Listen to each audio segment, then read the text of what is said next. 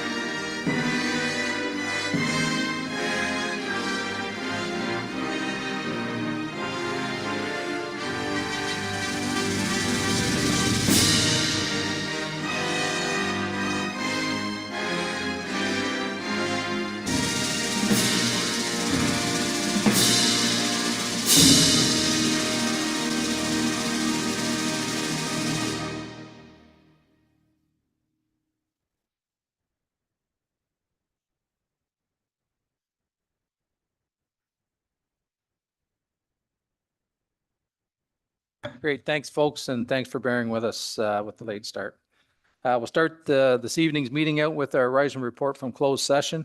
So we'll look for a motion to rise and report from closed session. Moved by Deputy Mayor Calver, second by Councillor Martin. If there's no further comments, questions, or concerns, all in favor of that motion?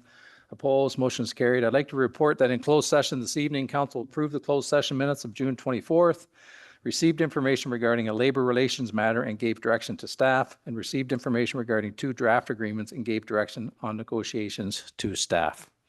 Moving on, I look for a motion to adopt the agenda as presented. Moved by Councillor Hicks, second by Councillor Pennell. If there's no further comments, questions, or concerns, all in favor of that motion? Opposed? Motion's carried. Is there any disclosure of pecuniary interest in the general nature thereof? Councillor Pennell. Thank you, Your Worship. Through you, I'm going to declare a conflict on agenda item number 10.4 for the real estate, as I work with many of these applicants on a regular basis. Thank you. Great. Thanks, Councillor Pennell. Is there any other disclosures? Seeing none. Start this evening's meeting off with presentations. We do have a really neat presentation tonight, and for a gentleman that we've seen in the past, and we never ever get tired of having these types of presentations. So I'll ask the fire chief up to say a few words, and then we'll do a presentation. So go ahead, Chief. Thank you, Your Worship, members of council. It's my pleasure and honor to be here tonight to present the King Charles III Coronation Medal to an individual who's made significant contributions to our community. The King Charles III Medal is issued to those who have contributed to Canada, a particular province, territory, region, or community of Canada, making an outstanding achievement that brings credit to the Canada and our community. The award began to be issued on the 1-year anniversary of the King's Coronation, and firefighter Mackenzie Grosvenor was nominated, I believe it's about last year this time, for the Medal of Bravery by our MPP, Rick Brzee. This was This was a significant moment for our town, and we're very proud to have Mackenzie Grosvenor back here to receive his medal. And with your permission, Your Worship, I'd like to come up and present that with you. Absolutely, Chief. So Mackenzie, please come up to the front, and we've got some more hardware for you. So.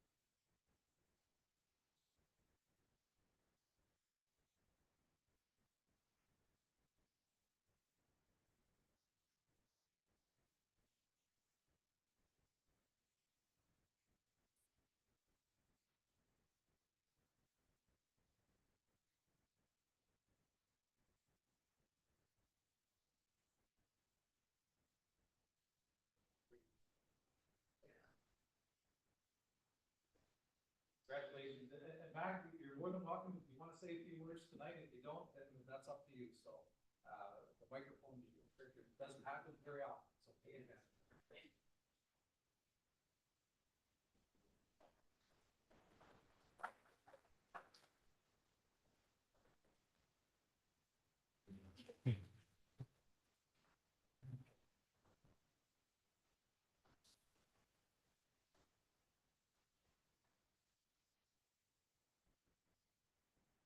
Thank you, everybody. Like I said, I just want to say a quick thank you to council and your worship for allowing me to be here tonight. And again, I want to thank my family for attending and watching at home. This is a huge honor. And again, I'm just sincerely thankful to everyone for being here tonight and allowing me to attend tonight's session of council. So again, thank you.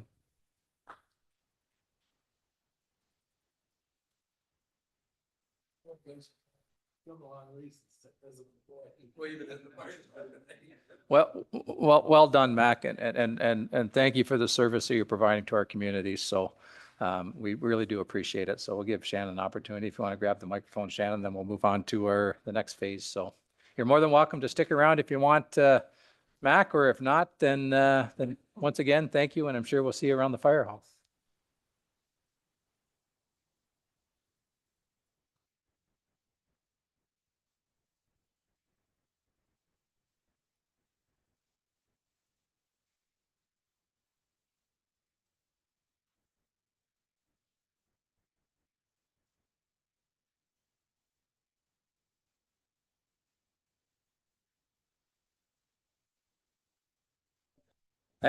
Thanks, Shannon. Next up on our agenda is deputations. Scheduled deputations, new items. I don't believe we have any. Deputations items on the agenda. We do have Cora Wright, Pegasus Movement Academy, item 10.1, and we'll be speaking to this later. So Cora, come on up. I don't think we've seen you before, so we're going to give you an opportunity to address council, and I'll give you the Reader's Digest version of how the microphones work. You'll find that there's a microphone in front of you. There's a button that says talk. And in order for all the folks at home to hear you, you have to hold that button down and talk. So, and when you're done talking, just release it. So, usually we'll remind you if we have to, because usually one of our phones starts going off saying, I can't hear what Cora has to say and I really want to hear. So, welcome. And whenever you're ready, you're more than welcome to have the floor. So. I feel like I'm underdressed. I apologize. I'm assuming all of you wear this to work. I wear this to work, and that's why I wanted to wear it today, just to represent the club. I did also, one thing I decided to do at the recommendation of Bob Norrie was to have families write in, which I do know that they did that.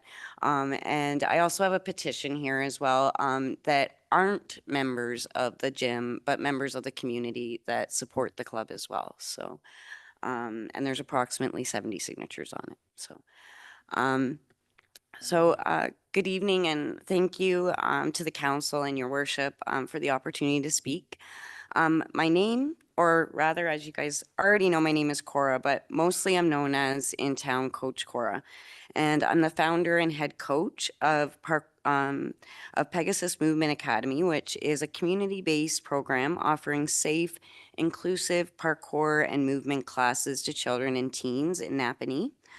My love of coaching actually began here in Napanee 30 years ago. I've probably coached some of your kids and even some of your grandkids at this point, and have traveled Ontario and New Brunswick doing what I love for the last 30 years.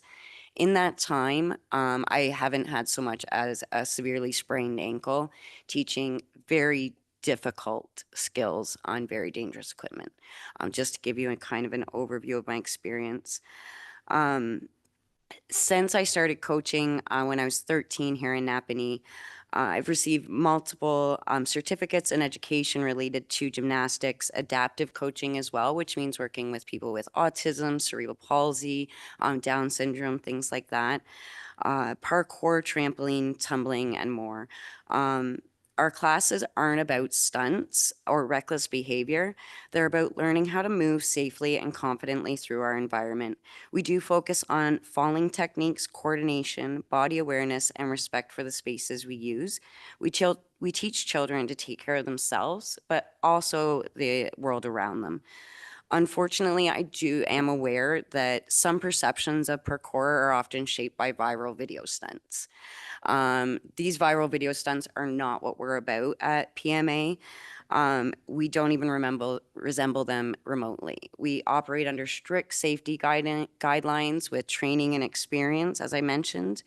The community's witnessed this with deep respect for the park, as several spectators, including seniors and youth, who live near the area or are enjoying the park, get supported and cheered on by the community. It's actually really great to see. I don't know if any of you have seen one of the classes, but to see the kids' reaction when people are walking by the bridge or driving over the bridge or walking through the park, and just the cheers that they get and just the interest that they get. Our students are trained in every class from day one to know what's safe and how to assess an area for safety. And these kids are 3 years old and up. So a 3-year-old is trained how to fall safely, how to assess their environment, how to decide whether or not an area is safe for them to jump on, to climb on, before they even approach it. So this is a way to keep our community safer as well, keep our children safer, help them grow and develop in a safe environment, which I know we all want.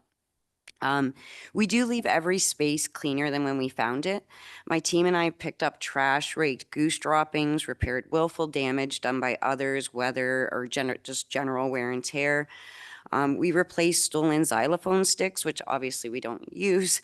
We've cleaned up and disposed of alcohol and drug containers as well as paraphernalia, and continue to report ongoing maintenance issues. And we don't do that because we have to. We truly do that because we care not just about the kids who participate in our program, but the kids and people who use our parks. We have also contacted the town prior to starting classes, which I'm sure some of you know. I was told that running the classes in the park would be fine initially, just as other groups and camps do classes, and was informed of how the park pavilion is able to be rented. However, that wasn't what was applicable to our situation, as it was for a full day rental. It's more for events as well. I understand based on the agenda that you're going to be voting to, put in a new permit and what that will look like. With this in mind, I did bring up some questions, but just wondering if it will be applicable to all people who use the park. I walk my dog and other dogs in the neighborhood for local seniors, and I constantly see willful damage happening in the park done by people attending camps who aren't being supervised even remotely close to what I do with the children. This willful damage isn't monitored, it isn't reported, and oftentimes it's because it's youth that are monitoring these children, and a group of 20 children being monitored by 2 or 3 teenagers isn't going to notice everything, which I understand. So we do fix that, what the town has, what other groups have damaged as well. We worked hard to make our program really accessible. We offer low fees, partial section off options, scholarships, and what scholarships means for us is that we actually provide lessons free of charge. If, no matter what someone's position is, if a family comes to me and says, we want to enroll our kids, we have 5 kids, we cannot afford even one to attend, I would let every single one of those children attend for free. And there's not a single program in this town that will do the same thing other than a church program. And the reason I do that is because community means everything to me. And this town means everything to me. I grew up here. I do respectfully ask that any fees that are collected for the park in the new permit go towards working towards remediating damage done in the park by wear and tear and things like that that are not affiliated with the school. I appreciate as well the town, whoever managed to make it happen, but having that one piece of equipment removed from the parkour area of the park because it was rotting and was causing dangerous situations for children. I also would ask you to please consider the real lived experience of families and children and the majority of the community that utilizes our wonderful parks. These people have grown through the program, even though it's only been in operation for such a short time. And I truly do believe that PMA makes Napanee stronger. And I do thank you for your time again. And I'm happy to answer any questions you have about the program. Great, thanks, Cora. You're making my job so much easier here. So is there any questions or comments? I'll go to Councilor Norrie, then I'll go to Councilor Martin. It's just quickly, because everybody's going to ask this for liability. Do you have insurance to cover the kids or what happens? Yes, I do. I have the minimum required by the town, which is $5 million. Yeah, go ahead, Councilor Martin. Thank you, Mayor. Cora, thank you for coming here tonight. And I don't really have a question for you. I just want to say that I fully support what you're doing and I appreciate what you're doing. And I can't think of a better use of our parks. So thank you. Thank you so much. Thanks, Councilor Martin. Is there anything else for Cora? Deputy Mayor Calvert. Through you, your worships, you mentioned you do have insurance, and is the town named on that policy? I will have to double check on that, but I don't think I put the town of Napanee as in the greater town of Napanee, but I did put the Conservation Park and Rotary Park is named in it. But the town itself as greater Napanee, I don't believe is named in it because I wasn't aware that was a requirement. Yeah, I'm just thinking of if something should drastically happen, somebody gets hurt, just where all the legal stuff falls onto it. So that's just where I go with it. Sorry, thank you. Yeah, thanks, Deputy Mayor Calvert. Is there anything else? Councilor Hicks. Thank you, through your worship. Hi, Cora. Thank you for coming. I'm a believer. So I think what you're doing is great. I spent part of last year working with some kids at Southview, and there was a lot of chatter with the 6-year-olds about, I want to do parkour. So I told a couple of people, I don't know if they ever signed up, but anyway. Have you had any other discussion? The reason I'm going to ask this question is I've seen a lot of chatter on social media, some of it not so flattering to the town, which is unfortunate because I don't think people always understand where we're coming from. And it's not just it's to protect the community, but it's also to protect the corporation. So lawsuits, et cetera, et cetera. So have you had a conversation since all of this began? You've been speaking with the clerk and with Parks and Recreation staff. So you've been having conversations with them about the use of the park and, okay. And nobody has from the town said, we don't like your program. We want you to leave. We don't like what you're doing. No one has said that. I'm just putting it out there because I'm pretty sure that has not been the case. Well, to be fair, when my first email was received, that was not the case. The first email I received threatened me with fines. So yes, I did feel like I was being threatened. So since then, has there been a dialogue and are things getting slowly sorted out and you now understand the requirements and why they're being asked for? I do understand the requirements and I do understand why they're being asked for.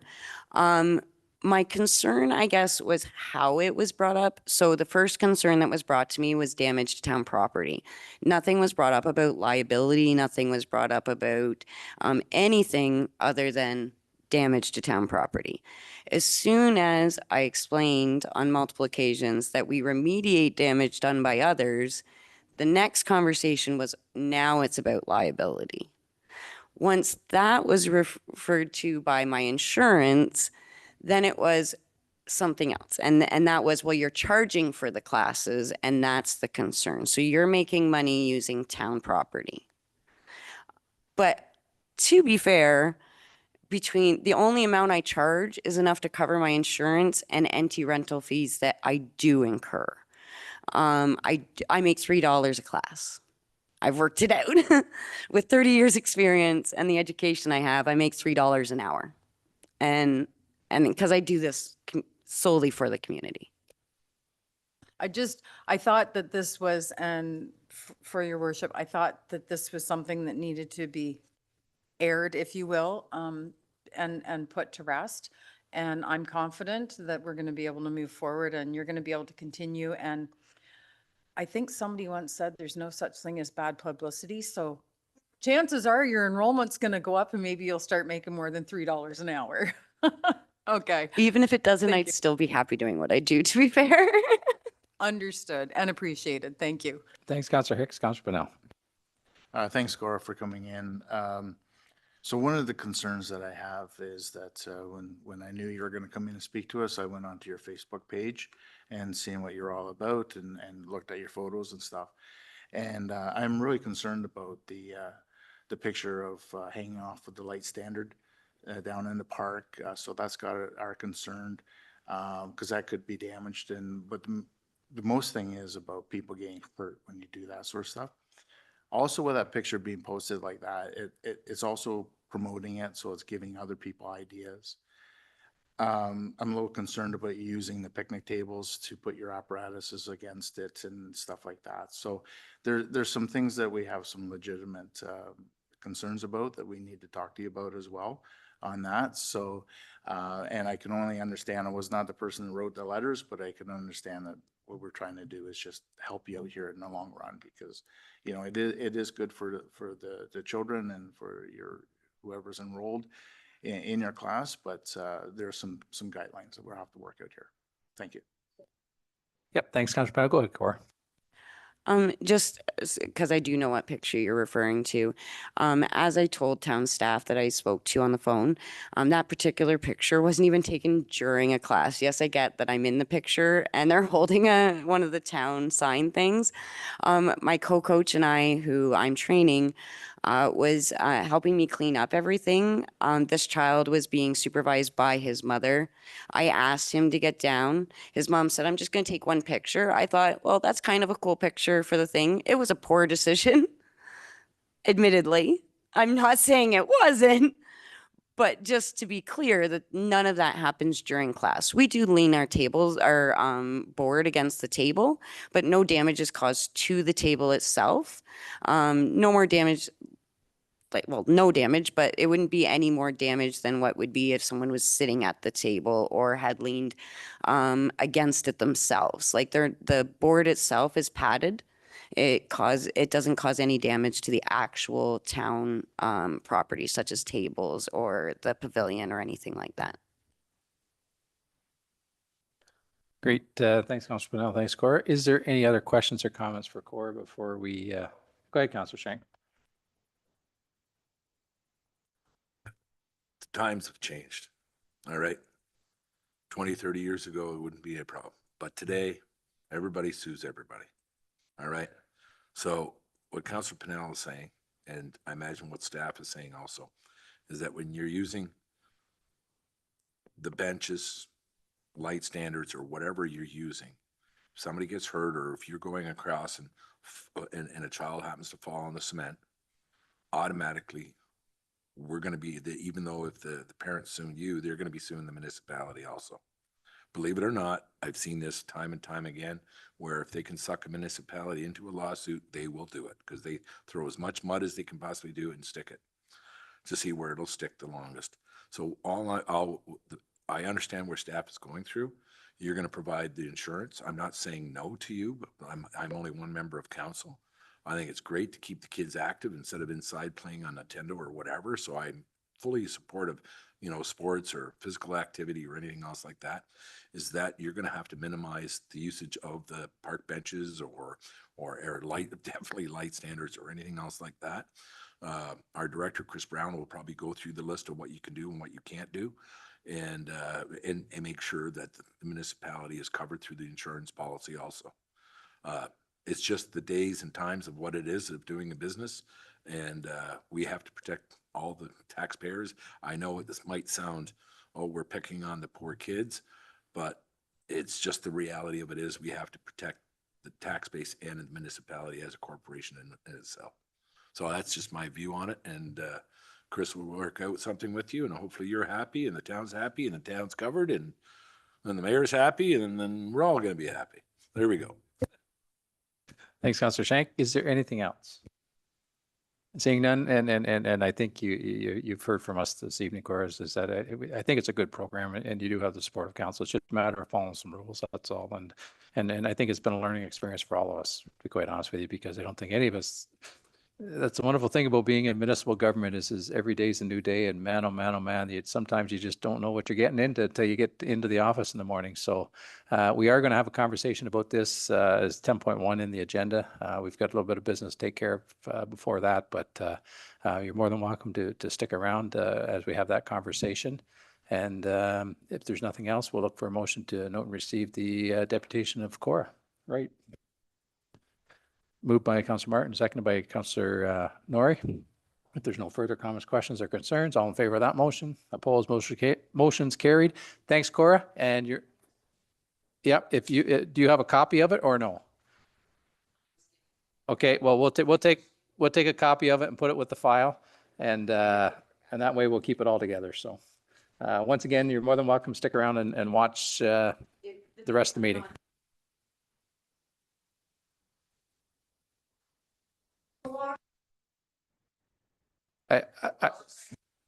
I can't say as I blame you. I think there's probably 7 of us here as well that would kind of like to get home to do some stuff. So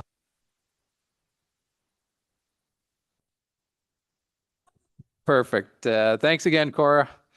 And I'm sure staff will be in touch. So next on the agenda is correspondence items on the agenda. And I don't believe, correspondence in support of the deputation. And we have all had the opportunity to see that, Madam Clerk, and I know that we've all got copies of it. So I'll give council an opportunity to speak to any of that if they wish. If not, we'll just move on, because I know we've all had an opportunity to read them. So yeah, and we'll look for a motion to note and receive the items on the agenda. Correspondence of deputation agenda item 10.1 park rental permits. Moved by Deputy Mayor Calver, seconded by Councillor Hicks.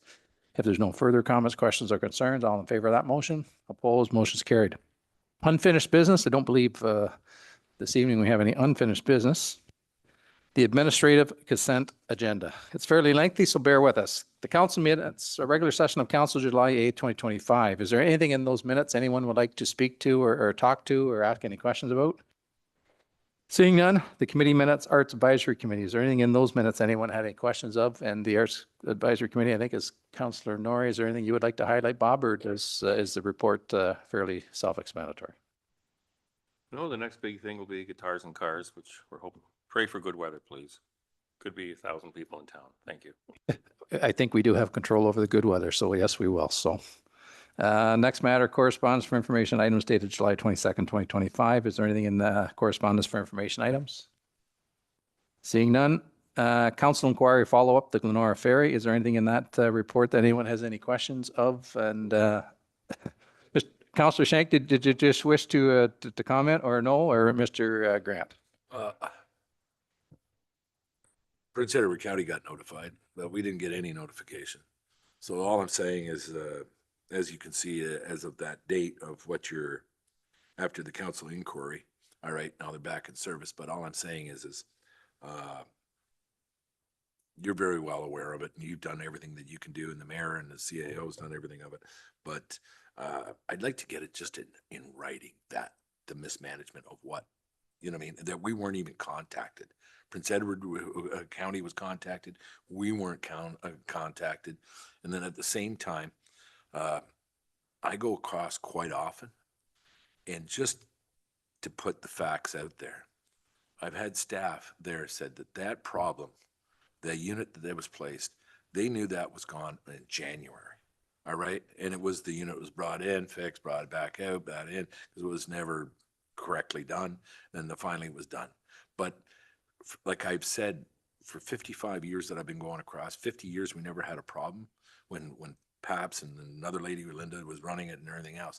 And now, how come there's so many problems in the last 5 years between the gate's not moving, or there's a ferry now, and to get a lame excuse saying done for unforeseen circumstances.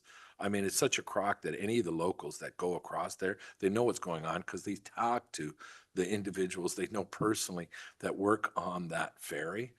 But the one is totally inexcusable is just the lack of communication, that they would not let the municipality of Greater Napanee, which we are on the eastern side, they let Prince Edward County know, but they totally forgot about us.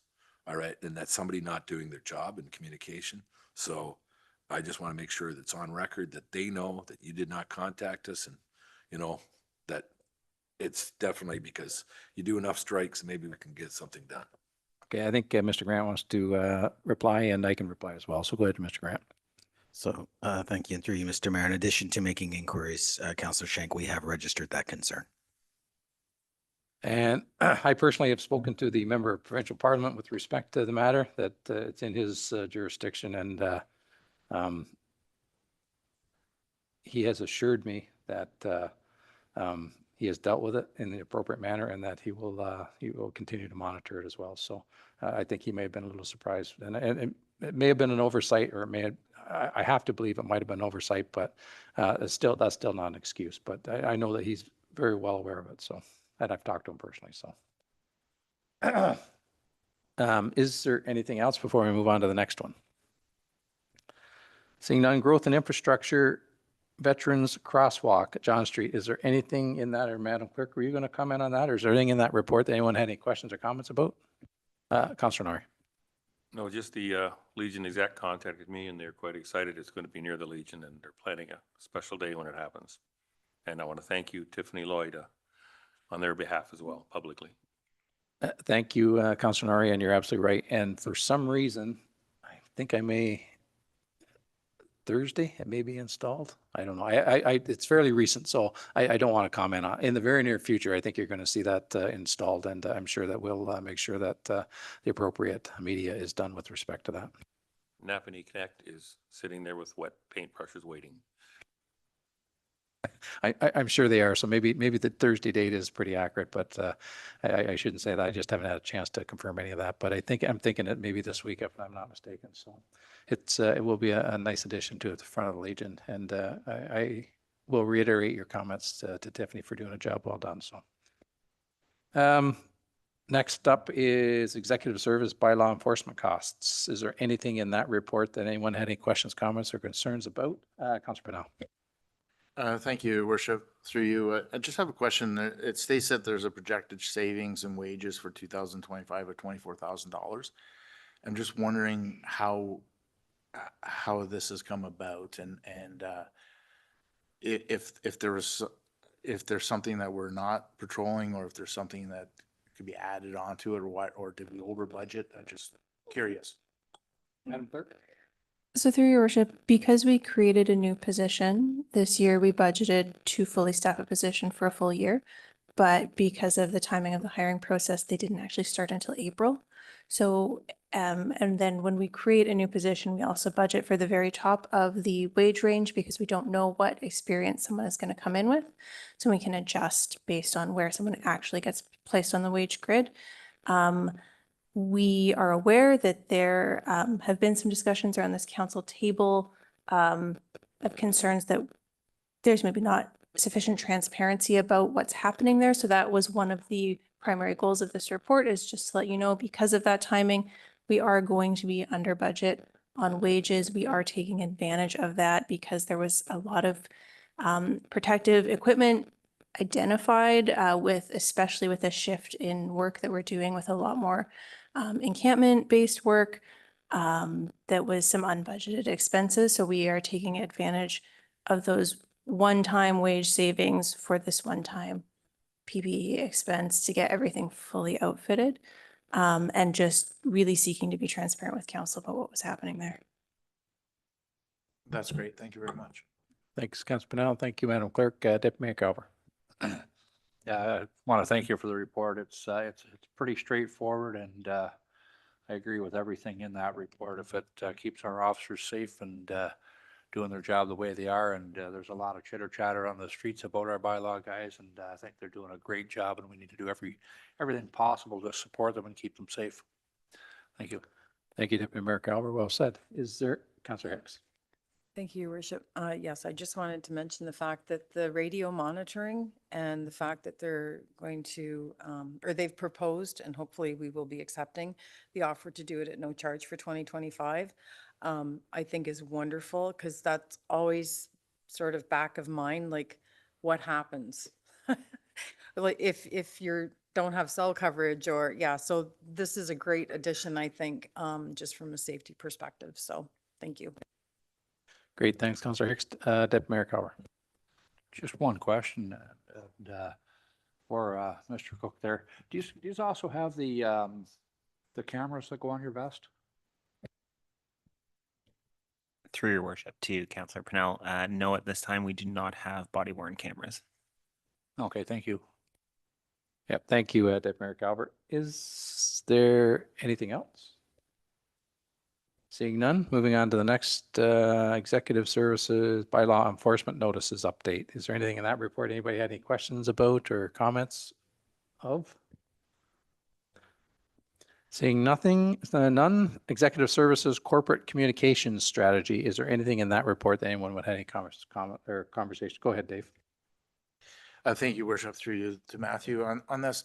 I'm just, it's quite the report, and of course we talked about it already once before, but I'm just wondering, I didn't see anything in there, correct me if I'm wrong, about how we could promote or I don't know, share or whatever about bids and tenders and requests for quotes and requests for proposals and stuff like that.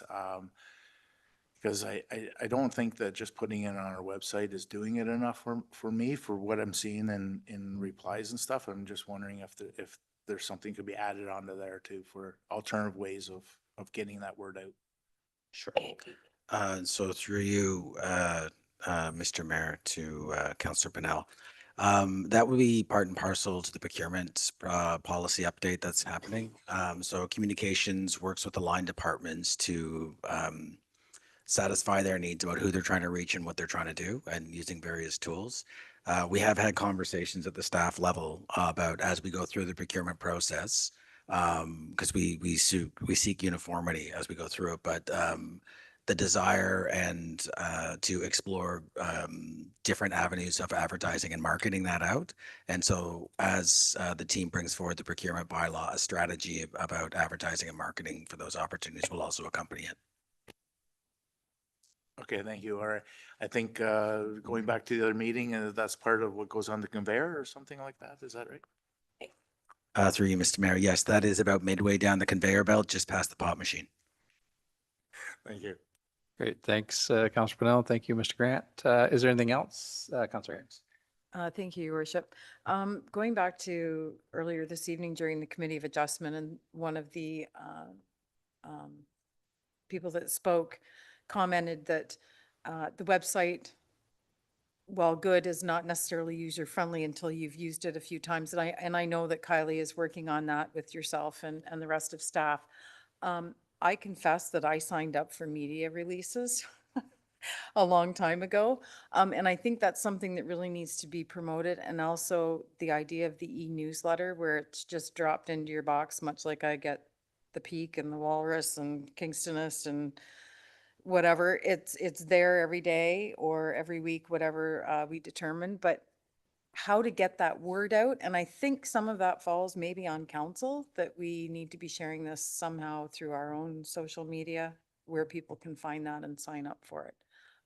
Because it's really a good tool, I think, to get information out there. Yeah, go ahead, Mr. Grant. So through you, Mr. Mayor, so Councillor Hicks, we agree with you, and that's part of the strategy. So what you're going to see in the very short term, there'll be the mechanics of internal stuff such as, you know, staff intake, corporate communications calendar, make sure we're all on the same page. But within this week, we're going to be securing the services of a web company to upgrade through a third-party vendor our search function on our website. We appreciate it's not ideal. We understand from members of the public it's not ideal, and we agree. And that's we have a solution we're aiming to try, and so we're going to roll that out quickly. Won't be as quick, but the number one in our survey and the surveys of lots of other municipalities that we canvassed was e-newsletters. It's come back in a really big way. So first out of the gate will be newsletters that people can sign up for council decisions, because that was a big thing that people highlighted. Then sort of town news and updates is something else that people can do. We may over time seek to expand that to other avenues that people can sign up for, but the expectation of delivery of information to people's inboxes was made clear to us, and it's on the plan. Thank you. I think we're definitely on the right track. So thank you. Okay, thanks, Councillor Hicks. Thank you, Mr. Grant. Is there anything else? Seeing none, Parks, Recreation, and Culture Activity Report. Is there anything in that activity report that anyone had any questions or comments? Go ahead, Councillor Pennell. Thank you, Mr. Mayor. Through you, I just want to invite everybody, the residents of Greater Napanee, that the Market Square Advisory Committee will be holding a public open house here at the Old Town Hall at 11 Market Square on July 30th between 6 and 8 p.m. And we invite you to come in and talk to us what your thoughts of how a great use of the downstairs space would be. There's going to be, the committee will be here to help you out and ask you questions. And it's would be great just to see a great outcome and see what your thoughts are. So everybody's invited. Thank you. Great, thanks, Dave. And I've already got it marked on my calendar, so I think it'll be a good event. So is there anything else? Seeing none, the activity report, Executive Services, July 2025. Is there anything in that report anybody had any questions about or would like to speak to? The activity report of the Fire Department, June and July of 2025. Is there anything in that report that anyone had any questions of or would like to bring attention to? Seeing none, Growth and Infrastructure Activity Report, July 2025. Anything in the Growth and Infrastructure Report that anyone had any comments about or would like to ask any questions of? Seeing none, Financial and IT Services Activity Report, July 2025. Anything in that report? Councillor Pennell. Thank you, Worship. Through you, I'd just like to congratulate the town on the 2025 Central Square Canada Embedded Innovation Award. Whatever that is, congratulations. Thank you.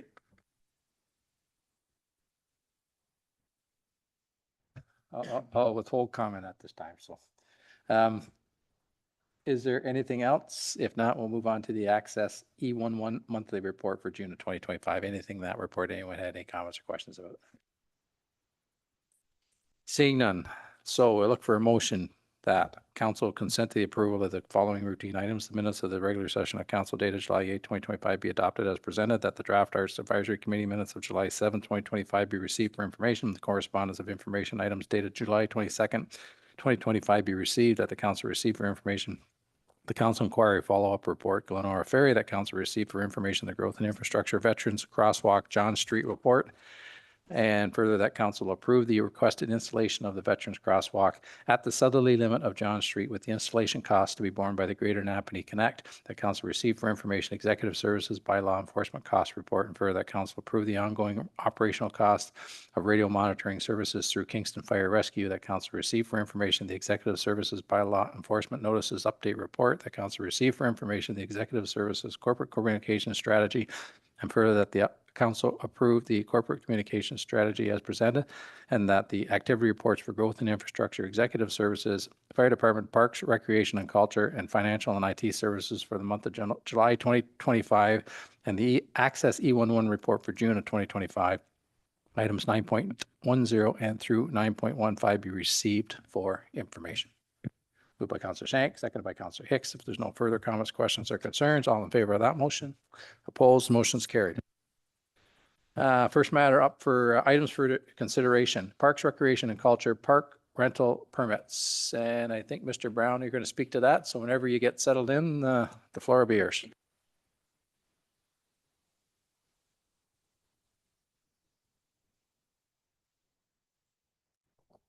Thank you, Your Worship. I just wanted to say thank you to Cora at this time for coming in and kind of giving you guys a briefing on what is happening with her business down at the park. And staff obviously recently became aware that Pegasus Movement Academy was hosting the classes in the municipal parks. She touched on what it is and what's happening, so I don't need to go into that. But just generally, right off the bat, staff were concerned about the liability risk that this posed to the town in absence of any formal rental or operating agreement. And we just asked that the activities be paused until such time that we could figure something out.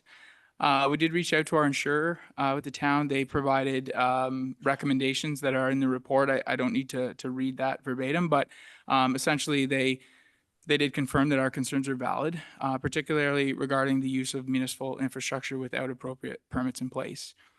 Our parks bylaw 2025-0024 states that no individual or business where goods or services are exchanged for monetary value shall operate in any municipal property unless the business has obtained a permit or agreement.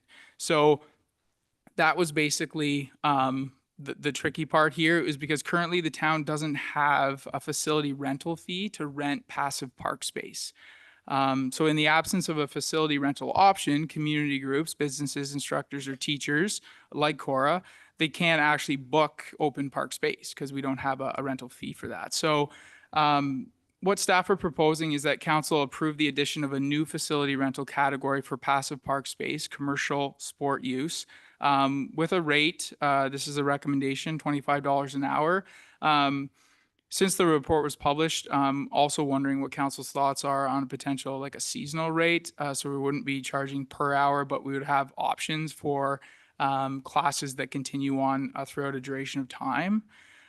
So that way they could call the department. The booking confirmation would be accompanied by a facility rental agreement like all of our other facilities that are rented. And then we would ask them to provide proof of insurance naming the town of Greater Napanee as additional insured. And then that way we have the appropriate permits in place so that if anything did happen, we have at least taken care of some of the risks that are involved. So happy to answer any questions that you might have with that. And look forward to, I heard earlier tonight that council is supportive of the academy and what they're doing. We're just trying to clean up some legal things. Great, thanks, Chris. Is there any questions or comments for Chris? Councillor Pennell, and then I'll go to Councillor Norrie, and then to Councillor Martin. Thank you, Mr. Mayor, through you, Chris. The thing that comes to my mind about an open space rental area is that how big, where's the limits, that sort of thing. Whereas if it's a facility, then it's the walls, or if you're going to rent the pavilion, then it's the pavilion, that sort of thing. So that's my only concern on this. And I would be totally in favor of a seasonal rate type of thing. But how would we work this as well? Just food for thought here. Would it be similar to like a fire permit where you phone in and say, okay, I'm there today between this and this, or would you need those times and dates up front? So through your worship to Councillor Bernal. So we do have the ability in our booking software to create spaces in the parks to book. And then that would allow us to view those calendars to see who's in the park and when, so that we could try to eliminate any potential conflicts. But you're right, we wouldn't be booking in terms of the passive park space. We wouldn't be booking any particular area.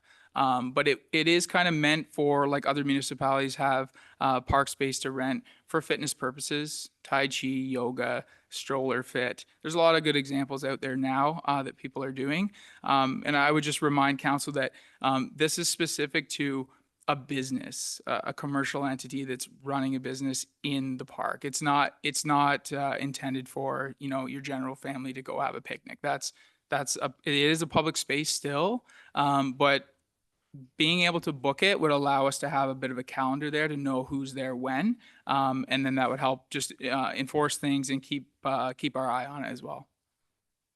Yeah, thank you. And that is a very important part about what you're saying about a conflict of if two people seem to think they're going to have similar space or the same space or whatever. So that's a good idea. Thank you. Thanks, Councillor Pennell. Councillor Nori. Thank you. And hearing Cora, I see she agrees with and doesn't have a problem with the idea of a permit. My concern is by the time we meet next end of August, summer's over and the kids lost out so much during COVID.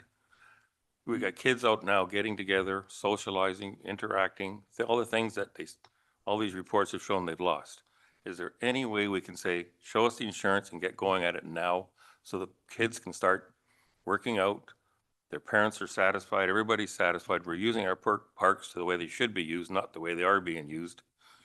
And then when you get the permits done, then they could be back signed or whatever. But I don't want to see these kids held up. I mean, yes, we might meet next Tuesday, but hearing all these questions, I can't see you getting the legal papers done by then. So I would really like to see us to say to Cora, start it up, show us the insurance, start it up, and we'll deal with the later stuff maybe next summer when we're all organized.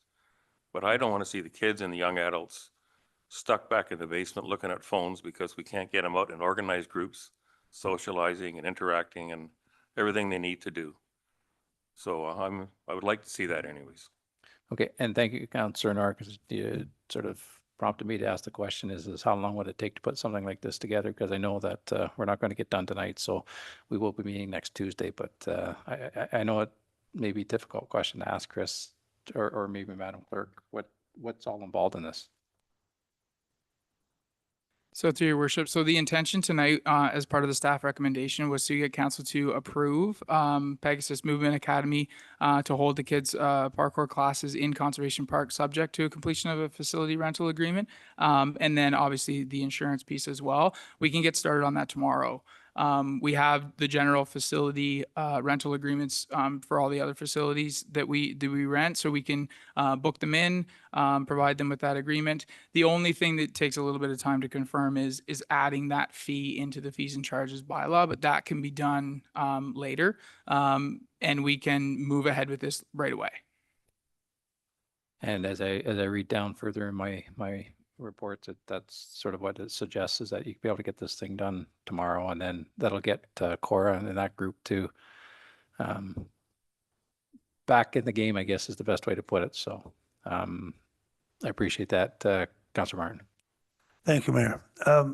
Chris, this $25 fee, $25 an hour, that seems excessive to me. Like if she has 1 or 2 or 3 classes a week, it's going to be, I could see maybe a yearly fee if she's going to do this on a regular basis. I kind of have a problem with this $25 an hour thing. I think it's excessive for kids to just run and play and jump and, have a good time. Because for me, that's what our parks are for. And I think we're getting into an area where the parks won't be able to be used unless we charge money for it. And I hate to see things like this where we're discouraging people from using the parks. I can see it for pavilion use and that sort of thing, but just for general use of the park, like, are we going to get into a situation, like I know people use King Street Park down there quite often for a lot of things. They'll take a baseball bat down there and bat, but like, are we going to start charging for general use of the park? That's where I'm getting from. Yeah, I think Mr. Grant wants to weigh in there, Bill. So through you, Mr. Mayor, to Councilor Martin. So short answer is regular citizen use of the park. No, we would absolutely not recommend charging for that whatsoever. What we're talking about here, and I think, what this would fall into is if businesses are operating in the park. So in this case, it's parkour, but if it were a different kind of business that might be operating in the park, there would be a fee for that. I mean, the fee structure is certainly something that we could talk about with council. But the premise here is not individual use or group use or birthday parties or those sort of stuff. But if someone is operating a for-profit business, then that would be fall under the bylaw. Thank you, Mr. Grant. I don't necessarily agree with the town doing this, but I understand where you're coming from. But when there's more than one, like I can see one event a year or whatever people use the park for, but when somebody's using it and it's for kids, it's not a business where she's in it just for the money. So I have a big concern with that $25 an hour fee for children's activities. Just my comment on that. Thank you. Councillor Hickson, I'll go to Councillor Shank. Thank you, Your Worship. So thank you for the report, Chris. And I think that was a good conversation with Cora. And it sounds like she's a one-woman operation. She does everything, marketing, everything, administrative, everything. In order to remove the administrative burden from this type of operation, I think a seasonal rate is she had mentioned that if she has to pay, then she wants that money directed right back to that park where she's paying to use so that it's upgraded or maintained, et cetera. We're already doing that. And I'd like to state to the very best of your ability and your team. I think our parks are outstanding, and I've seen others in other municipalities. But I think a seasonal permit, the purpose, and then it's listed on her insurance. I don't know what that rate would be. Personally, I think for this type of thing, $100 for the season. There's the kids are running on the grass. Well, they're going to be running on the grass whether somebody's paying for the privilege or not. And you're going to have to cut the grass whether there's a business operating there or not. So I think just for the sake of liability coverage, insurance, a seasonal permit, I say $100. Somebody might come back and say $150. It's done. She's operating these hours. There's rain. What if it rains? Well, now all of a sudden she's got to cancel this hour because it's pouring rain, but she wants to rebook it. Like, that's an awful burden, I think, to put on someone when it's open space. Go ahead, Mr. Grant, then I'll go to Councillor Shank. So through you, Mr. Mayor, I would point out that when the fee comes back, it will come back as a fees and charges amendment to the fees and charges bylaw. At that point, council will have full authority to determine what that fee would, for open park space would be, and what your I guess your goal for the fee would be, what the strategy is for that. So there will be time. I think that what the team and Mr. Brown has laid out is, first, let's make sure that the activity can continue safely and with insurance. And I believe that work is underway. The fee structure would come back at a later date, and I don't think would represent a burden at this point in time. When the fee structure comes back, staff will make a recommendation. And we're not going to take just one individual business of this kind into, we're going to give you businesses in general might be this. Council might ask us to sharpen our pencil a bit with different types of user groups or businesses, so that sort of thing. But ultimately the fee that is charged for this kind of activity is council's decision to make, and council's alone. Thank you, Mr. Grant. Councillor Shank. Chris, I'm not sure if it's still operating, but down at the docks, there used to be a kayak business. Did we ever charge for them? Yeah. And let me ask what fee was. Through your worship. So that fee was $500 for the season, similar to the mobile vendor permits that we issue for the season. So again, those are businesses in our facilities that are making money in our parks, and we have a permit in place for that. That's where this is a little different, is because we didn't have quite the exact permit in place. And this type of thing is new to us. And there'll be many different things like this that arise in the future that where we have to sort of think about it, adjust how we're doing business. And it is not uncommon. I did do some research of other municipalities in our area. They do rent out passive park space for things like fitness classes and stuff like that. Generally, it was around that $25, $30 an hour type fee in most municipalities. And so the fee is not important to me. What's important to me is that we make sure that we have the proper permits, agreements, if you will, in place, and that we get insurance naming the town as additional insured so that we're protected if anything were to happen. The fee can be discussed for sure in more detail. So let me ask how long when they do this, is it all day or is it a 1 hour event or? Yeah, go ahead, Chris. Through your worship, so I'm going off of memory, which isn't always great, but I think it's like a 2-hour class, I believe, but don't quote me on that. I think it was once a week, maybe. I know it was 2 hours per session. I think it was once a week, but, and that's a question that we can ask Cora the next time we see her, but. So what myself is that, you know what? Contact her, get your insurance. She already has it. She could very easily get it done. She can get all this done tomorrow.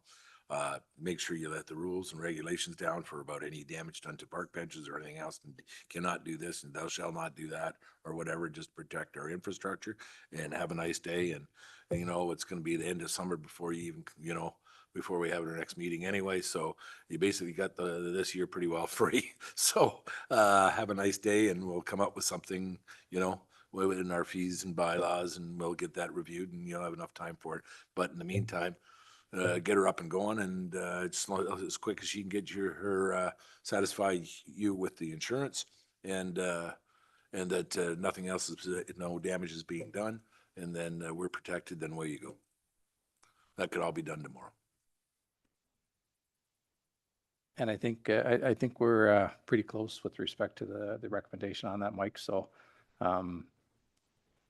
what I would suggest, and I'll look for a little help from Madam Clerk, that the council receive for information the parks. First of all, let me comment this, is that we just got to be cautious that this isn't Cora's bylaw. We're making a bylaw that's going to be applicable to a number of different things. And so I think it's a good idea to do what we're going to do. We just got to be cautious, not that it's just specifically this event. There are many other events, like Chris said, that could fall into this category. But in any event, council receive for information Parks, Recreation and Culture Park Rental Permits Report. Further, that council approves the creation of a new facility rental category of passive park commercial sport use. And we won't put a rate in there at this point. And further, that council directs staff to amend the fees and charges bylaw to accommodate the new rental category. And I guess, Madam Clerk, we should put a line in there about bringing back. Yes, through your worship, I would suggest that council approves in principle the creation of that new category and directs staff to report back with options for that rental rate, considering options for hourly, seasonal, and youth rates.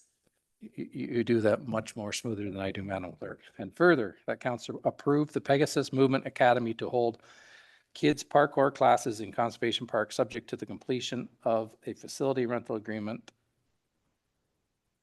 for passive park commercial sport use and proof of liability insurance with the town of Greater Napanee named as additional insured. Am I good with that? And I'll get Madam Clerk just to read it over just so we're all clear, and then we'll see if everybody's clear with that. And I think that accomplishes what we're trying to do, is to get this organization back up and running, and then still installs some rules that we'll clean up at a later date. So through your worship, the proposed motion is that council receive for information the report, further that council approve in principle creation of a new facility rental category of passive park commercial sport use, and direct staff to report back with options for that for hourly, seasonal, and youth rates. And further, that council approved Pegasus Movement Academy to hold kids parkour classes in Conservation Park, subject to completion of a facility rental agreement for passive park commercial sport use and proof of liability insurance with Town of Greater Napanee named as additional insured. Thanks, Madam Clerk. Deputy Mayor Calver. Thank you, through your worship. Have we ever seen any qualifications for her coaching ability? And does she actually have, does she do any CPR or first aid? Because of what they're teaching these kids to do and stuff. I'm just wondering if that's something that we should be looking into, or we're just gonna say, yep, let's go. Through your worship, that's something I can ask for. I do believe she does have those based on conversations I've had with Cora. So it's something I can kind of check into tomorrow when we're ironing this out. Okay, thank you. Thank you, Deputy Mayor Calvert. Is everybody clear with the with respect to the motion that we will ask for a mover and a seconder on? Moved by Councillor Hicks, seconded by Councillor Shank. Is there any further comments, question? Councillor Norrie. Just after hearing that, I just don't want this to get bogged down in government bureaucracy. I just want to see these kids playing. So we could just emphasize, staff, please get it as soon as you can to her, because this is too important. And then we could deal with the bogging down stuff later. And just from my limited understanding of it is I think a lot of the legwork has probably been done on it, Bob. So it's just a matter of cleaning up some loose ends, and I'm sure that Chris will be able to do that in the morning. So just by listening to Cora, you know, she sounds like she's got everything in place there. So it's just a matter of tightening it up, and I'm sure that it won't take long to do that. Is there anything else? Councilor Martin. So I'm not quite clear on the price. And is she going to be allowed as of this week to continue her classes? My understanding, the way the motion is read is that, yeah, we'll clean up the pricing for this this new law later, but by moving the motion this evening, that will get Cora and her organization back in business as soon as we get their insurance information, from what I understand, Chris. Yeah, through your worship. So what we'll do is we'll book her into that passive park space in Conservation Park, if that's where she's going to be. Because we don't have a fee for that, it will be free as of right now. We'll introduce a fee for that category as an amendment to the fees and charges bylaw. And at that point, any new businesses coming in and this business as well will be subject to that fee. But in the absence of that right now, we'll book her in. We'll get her a facility rental agreement like any other facility that we rent, and then she will provide us with her proof of liability insurance, and she can start as soon as that's given to us. Perfect. Thank you, Chris. Thanks, Bill. Is there anything else? Seeing none, we do have a motion on the floor, I believe, Madam Clerk. We got a mover and a seconder. All in favor of the motion is on the floor. Opposed, motion's carried. Growth and infrastructure, AVL systems. And Mr. Nobes, are you going to speak to that one?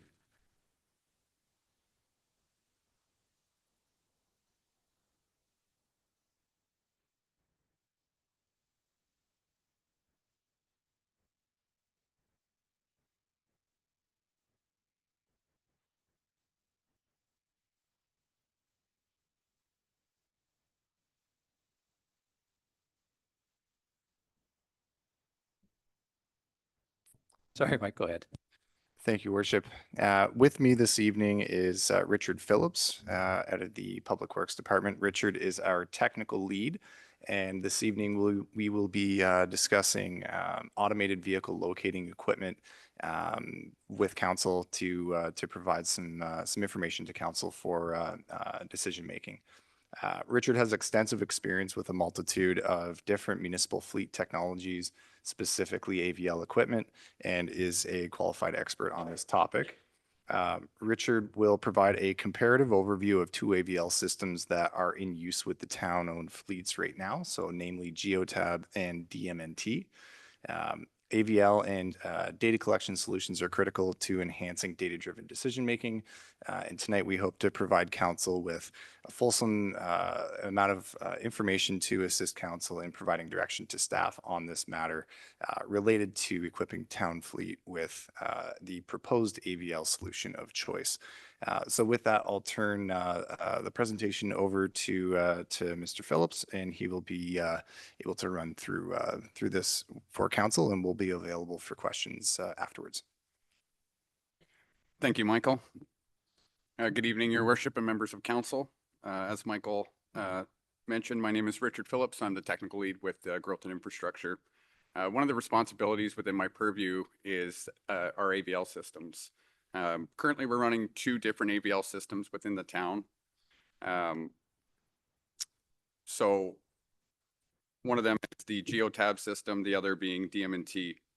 To summarize, what is AVL?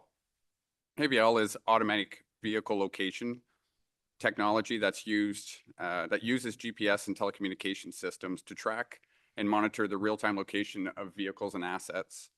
The technology can aid with route planning, transportation logistics, fleet management, and data-driven decision-making. AVL is a proven technology that various industries use to enhance productivity, reduce costs, and improve operations.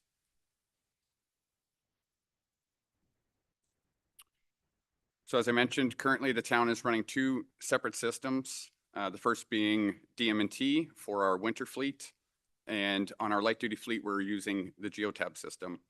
The 2 systems have slight differences which can impact data. Each system offers different features, integration capabilities, and levels of support.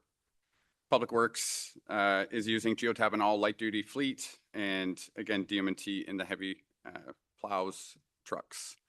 We're also using the GeoTab system in our parks and facilities vehicles. Using 2 systems creates challenges with data consistency, reporting, and viewing the entire enterprise fleet. You'll see from this slide, we've provided a comparison of the provider comparison on your screen will speak to the higher level features within each of the solutions.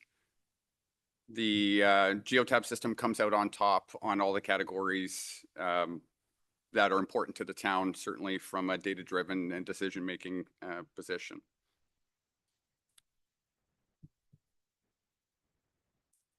Further to the provider comparison, both solutions offer real-time tracking of assets, driver behavior monitoring, maintenance management, fuel usage tracking, route optimization.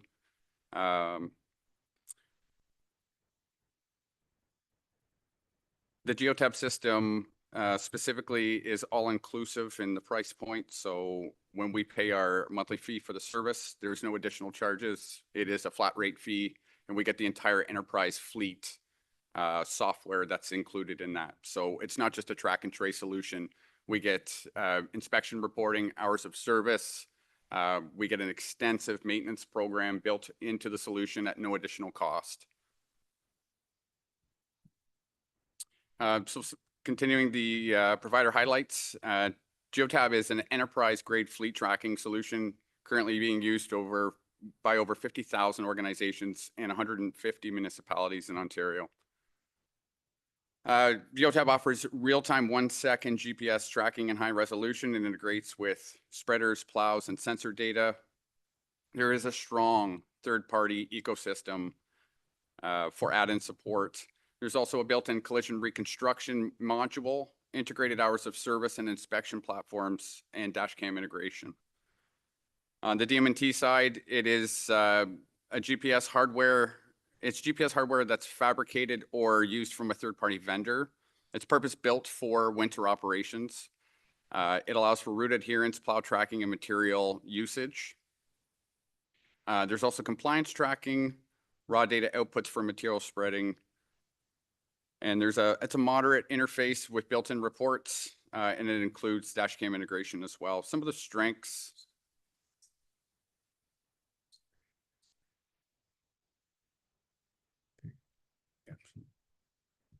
So some of the strengths on the GeoTab side is it is the highest level of security that's available. So it is FIPS 140, certified and validated both in the US and Canada, which is basically mandatory security for federal and provincial agencies to protect sensitive data. It offers a flexible hardware deployment and effortless scalability. There's also a strong user interface and dashboard customization and excellent historical playback for audits and claims.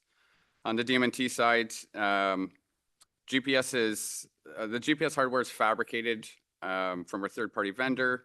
Again, it's purpose-built for winter operations. There is clear winter-centric workflows. It is designed to be used for plows in the wintertime. There is route deviation alerts, and there is good reporting and native tools for salt usages.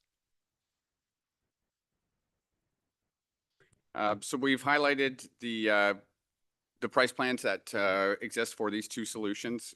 Currently, the Geotab solution is a $22 a month all-inclusive platform. And again, this is an enterprise fleet software platform. We're not just getting the track and trace capability. We get the entire suite at no additional cost for adding assets, users. It's a one and done. The installation costs for a light-duty vehicle are roughly in the $375 range. And on the heavy-duty fleet for integrating to our winter controls, such as our spreaders and plows, is approximately $850. On the DMT AVL solution, we're currently paying $34 a month, plus an additional $5 data fee through the town's cellular plan. The data cap can be exceeded, and it has. The installation cost can vary for the light-duty fleet between $1,500 and $3,200, depending on the specific vehicle's requirements. And that cost increase for the heavy-duty fleet upwards of $4,800 due to the complexity of spreader integration, programming, and commissioning. At present, the town does have a certified Geotab installer on staff, and this enables the cost to equate to solely the purchase of the hardware itself, which is $200 a unit.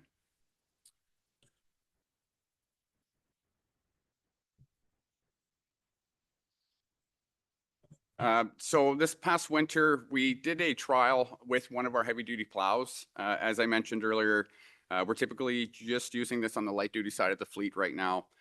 We did integrate to one of the plows. So last winter, we were able to run comparative reports using both of the solutions at the same time on the same truck for the same route driven.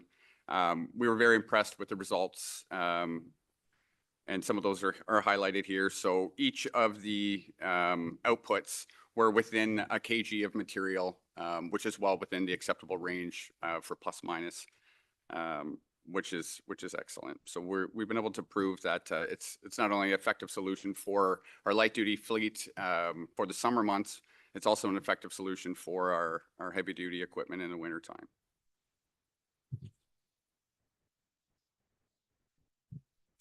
And in conclusion, for the comparison conclusion, the staff recommendation is both platforms offer similar capabilities for track and trace, following the vehicle in real time, and driver behavior monitoring, maintenance scheduling, fuel usage, and route optimization.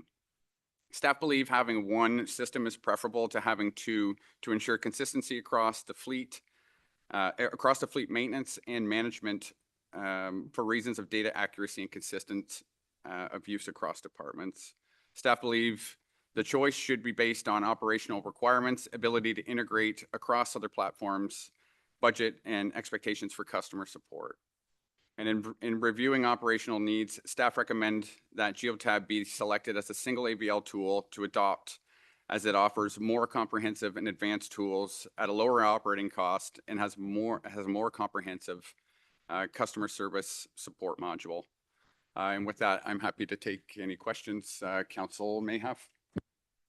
Great, thanks, Richard. I think Mr. Grant wants to weigh in, and then I'll go to Deputy Mayor Cower. So thank you, Mr. Mayor. Just by way of overview, we have mentioned this before.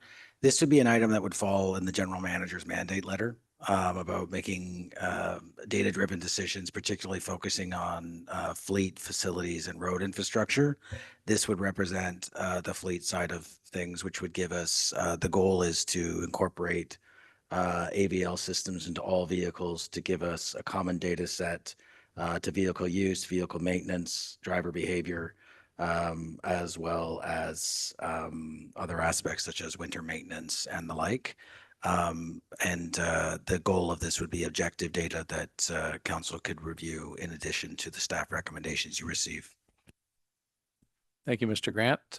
Deputy Mayor Calver, I think you have a question or some comments. Thank you, through your worship.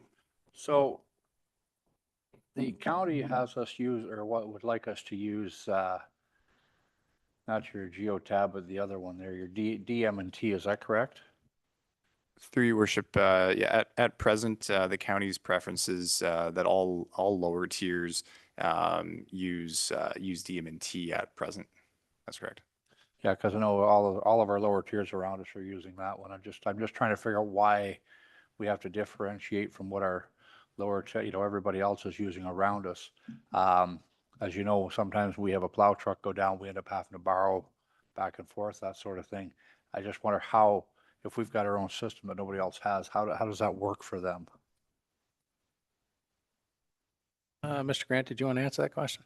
Sure. Then I'll ask the general manager to weigh in afterwards.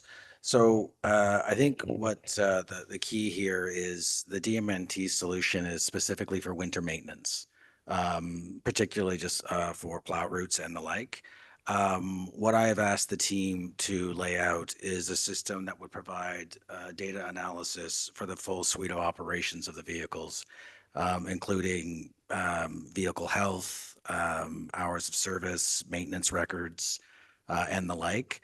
It also does winter maintenance as an aspect of service, but it would provide more data for us to work not only in the operation of routed systems and other systems, but also the ultimate goal of having predictable fleet replacement strategies. Okay, and appreciate that. Thank you. But I guess, like, my understanding was sitting on county council that this was offered at no charge, and now you're saying there's a charge here, so I'm a little confused as to that. But I agree with what Mr. Grant's saying. We need something that's going to do more than just winter maintenance. But I guess my question was, if we're going to stick with both, is the county, are they actually paying for it all or no? Through your worship, looking back through our billing, it appears as though there's a sharing of the cost. So there's a split.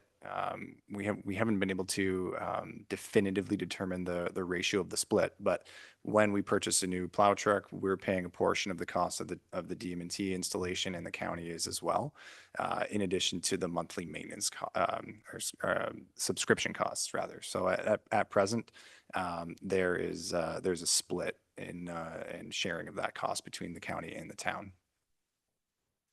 Okay, thank you. No, I agree that we need to get this in every vehicle.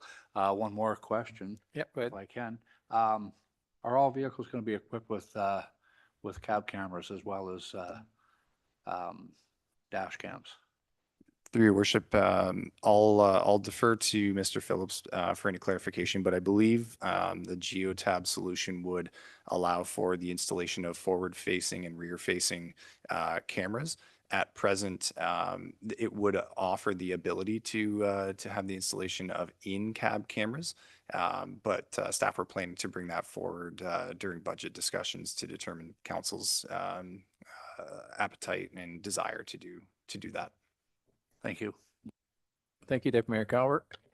Councilor Hicks, and I'll go to Councilor Pennell. Thank you, Your Worship. I think that was a tie, Dave, so thank you. Thank you, Richard. Good presentation. Question, I guess, to Mr. Grant and Mr. Nobes. If the county is insistent that we retain the DM&T, I'm in favor of going with GeoTab. I read this report. I've looked at the pricing. I've looked at what it can do versus the DM&T. Can we tell the county we're more than happy to run that software, but you will pay for the full thing? It's we will not absorb any cost for DM&T. We're going to run AVL because that's what suits our needs overall the best. I know we have an agreement for maintenance with them, but I think our software needs should take precedence over theirs. quite frankly. Mr. Grant, were you going to reply to that? I would, so I'll provide a brief reply, and then Michael, feel free to weigh in. So short answer is yes. I have spoken with both the CAO of the county and the individual in charge of roads. When I sort of indicated it was our staff's recommendation that we move with Geotab, they did indicate that their preference was DMT, that they would pay if we could install both systems within the vehicles. Not our preference, but certainly possible is my understanding to do that. And they indicated they would pay full cost for DMT if we were to run that system in the vehicle. And I believe that we could run them both in tandem. So we could likely have the full suite of our data for our own data purposes, and then we could include a DMT system in the other vehicles. I do believe that having multiple systems in the vehicle raises likelihood of equipment failure. I don't know to what degree, and I would defer to Richard on that. But short answer is yes, that's possible. Yep, go Ange. And now for my follow-up question. So when I look at the price comparison and the capabilities of Geotab versus DMT, I would like our representatives to county council to suggest to county that perhaps they move to AVL, because there, as far as I can see, is a direct impact to the budget. And as a taxpayer, personally speaking, I would resent the fact that my municipality where I live is paying for a perfectly adequate system that is doing everything and more that's required, and the county is insisting that a second system be used. I would like this question asked, because I don't think it's fair, as as Councillor Norrie has pointed out in the past. There's only one taxpayer. And it may not have a direct impact on my tax bill, but I think it's a question that should be asked based on this presentation. Thank you. Thanks, Councillor Hicks. I'm making note of that as we speak. I think Michael wants to weigh in. And through your worship, I just wanted to clarify under the TAC agreement, the agreement itself as it's penned today does not require a specific piece of equipment. It's just generic in the sense that, you know, each lower tier municipality shall retain accurate records of the work that's been completed. It doesn't name specifically which piece of equipment needs to be used. So just wanted to provide that for council's awareness. Yeah. And my request still stands, because when I look at everything it does, the security to be within 1 kilogram of salt or brine or sand or whatever's being spread, that's pretty impressive. So, and the fact that you did that for 6 months prior to bringing this to council, I also thank you for providing the data. Thank you. Thanks, Councillor Hicks. Councillor Pennell. Oh, sorry. Go ahead, Mike, and then I'll go to Dave. And yes, thank you, Worship. And just to respond to Councillor Hicks's comments, the data that was provided tonight showing the comparative analysis and the output being within 1 kilogram of each other, we did present that to the TAC group about a month and a half ago.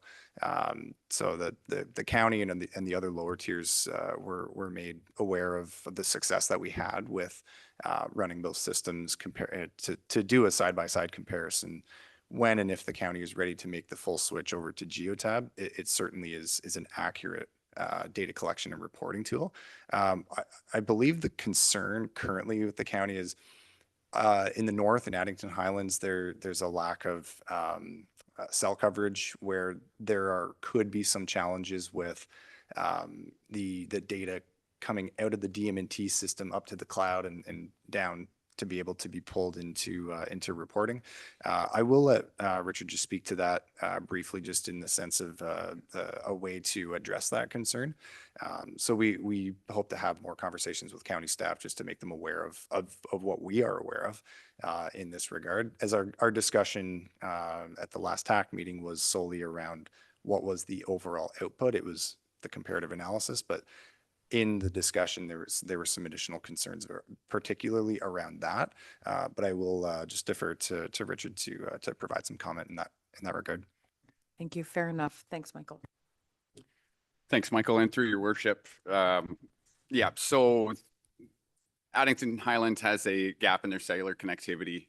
That does not affect the system by getting the data. As long as they have a cellular connection anywhere, the system will store up to 3 months of data locally on the unit. As soon as it hits the cellular network, it dumps it and it's gone. There's also a satellite solution for connectivity for the unit, which we do intend to bring back to the TAC group and make them aware that we can make this work in Addington Highlands and further north. And it has been shown right now it's being used in Antarctica for work done up there. So if it can work there, it can certainly work in Addington Highlands. Thank you. Great. Thanks, Councillor Hicks. Thanks, Richard and Councillor Bernal. Thank you, Worship, through you, Richard and Michael. Thank you for this report. Just question, let's forget for a minute that we have a certified installer on staff. Let's forget about that.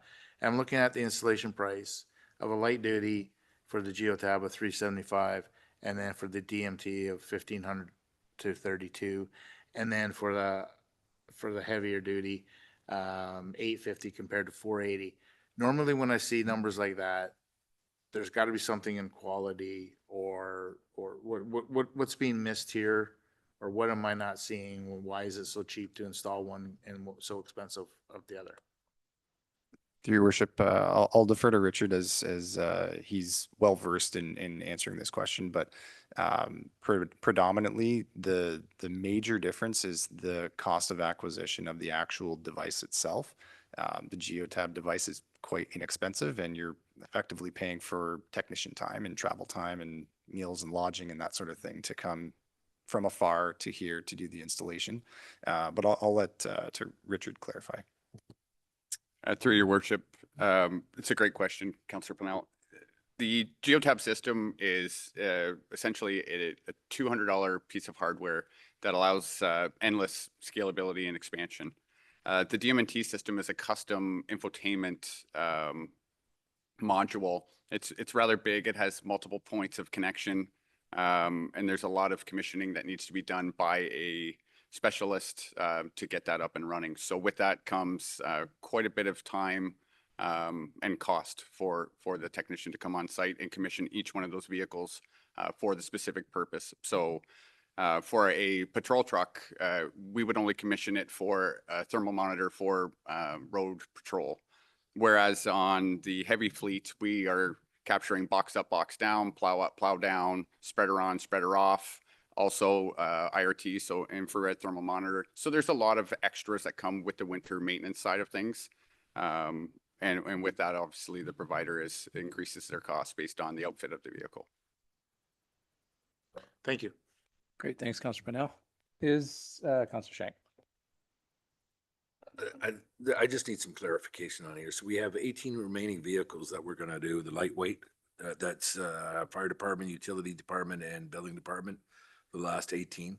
So, and 10 of the plow trucks that have to be done also.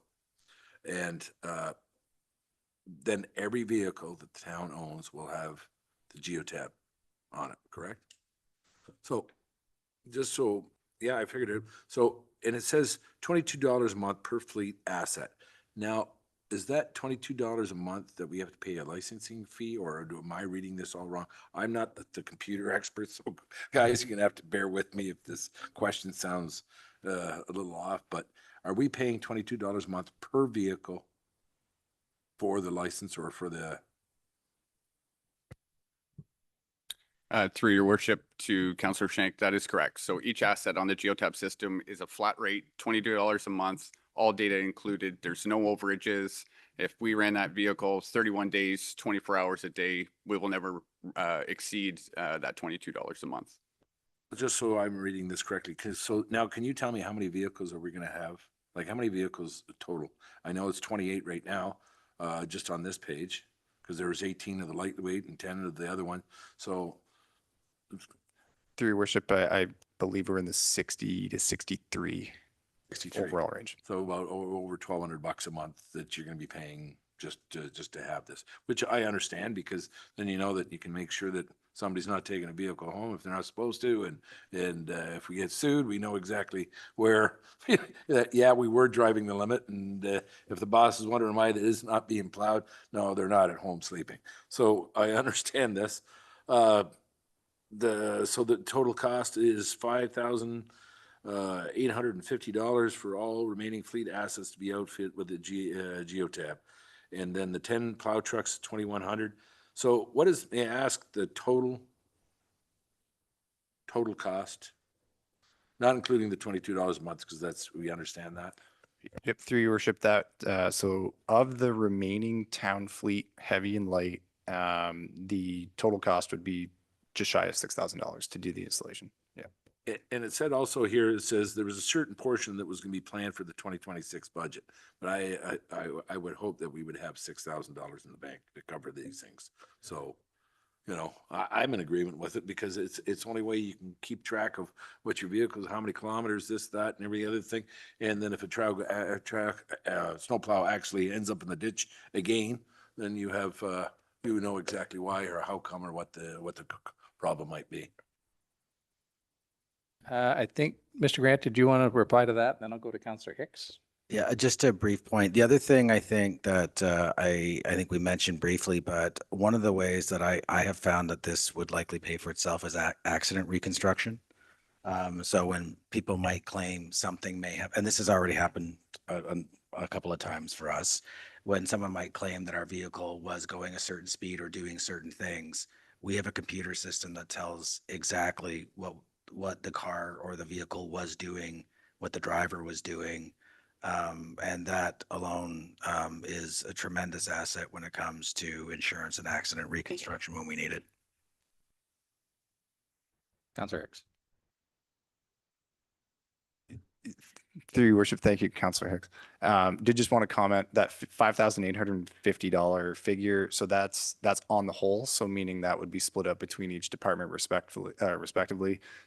So meaning utilities would have a chunk of that, and fire would have a chunk of that, et cetera. So I'm sure that each department would be able to scrape together a couple $1,000s ultimately.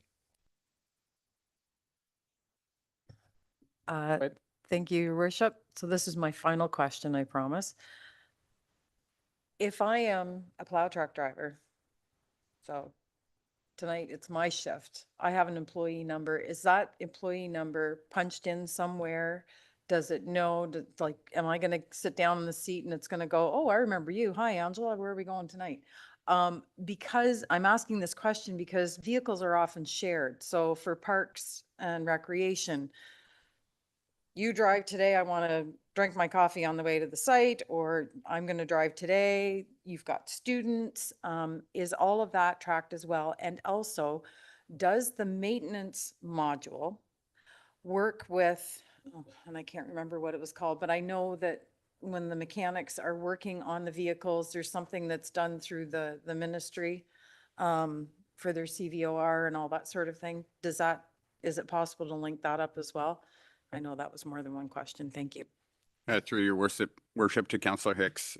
Yeah, that's one of the benefits that we really like about the program. So it's got a built-in inspection record module, and our staff are already using this. So staff certainly on the CVOR side are required to complete an inspection within 24 hours.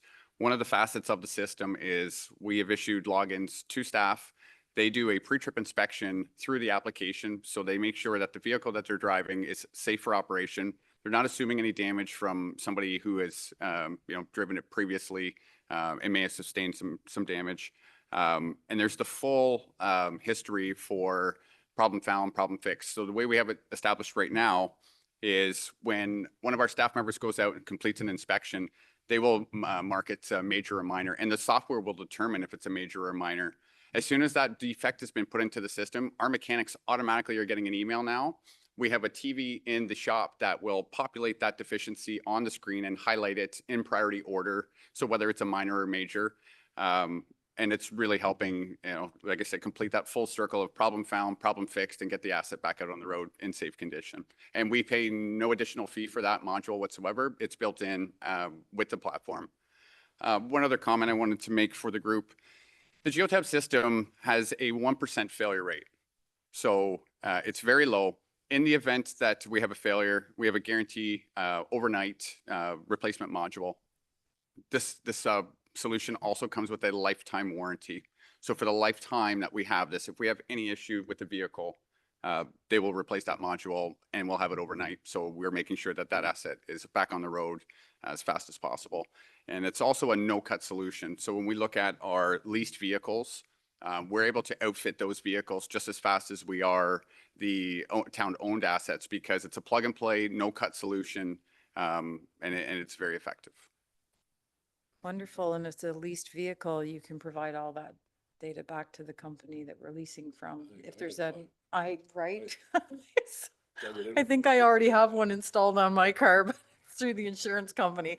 At any rate, I would be very pleased to move the staff recommendation to proceed with this. Thank you, Councillor Hicks. And the only question I have is that it sounds like it's going to cost us $6,000 to get everything else outfitted. And Ms. Hamill, can we find $6,000 to make this thing happen right away? Thank you, Your Worship. Yes.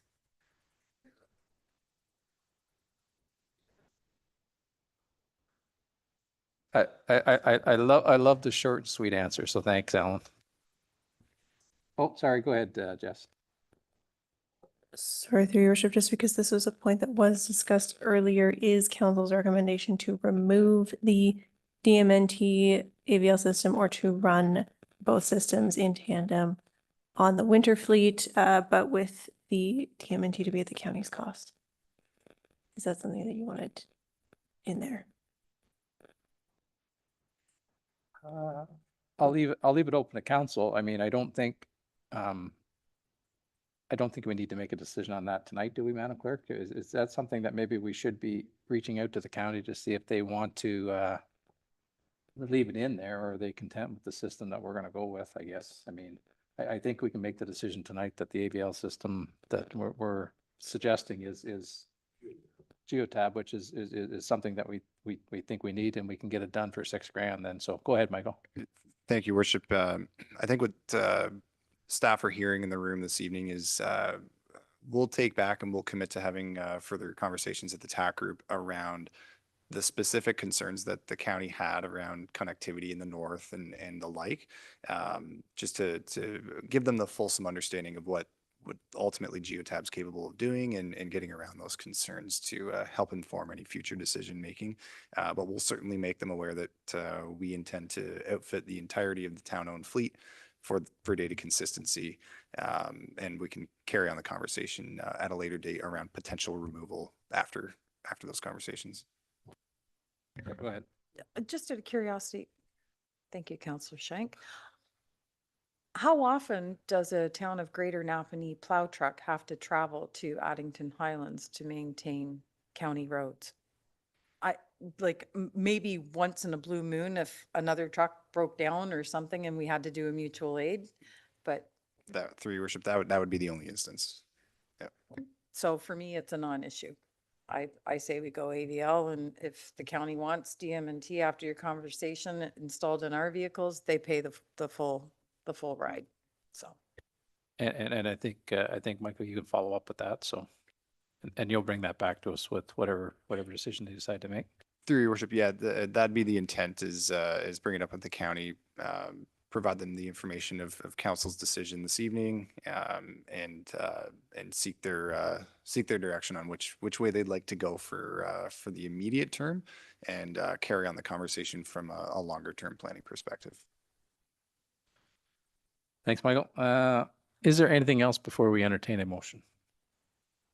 Seeing none, Madam Clerk, I'll look for a little bit of assistance here as well. Is that we note and receive, and council endorse the Geotab as the sole ABL system of choice for all municipal fleet, and further that.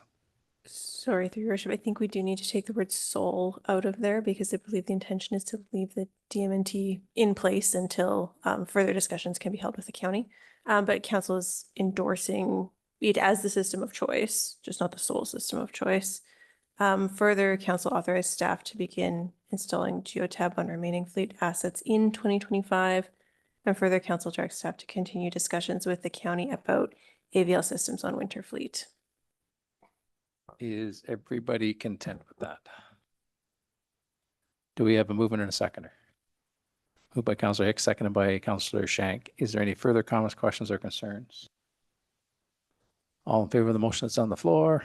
Opposed? The motion is carried. And I'm going to ask a question I think I know the answer to. Is there any interest to go past 10 o'clock?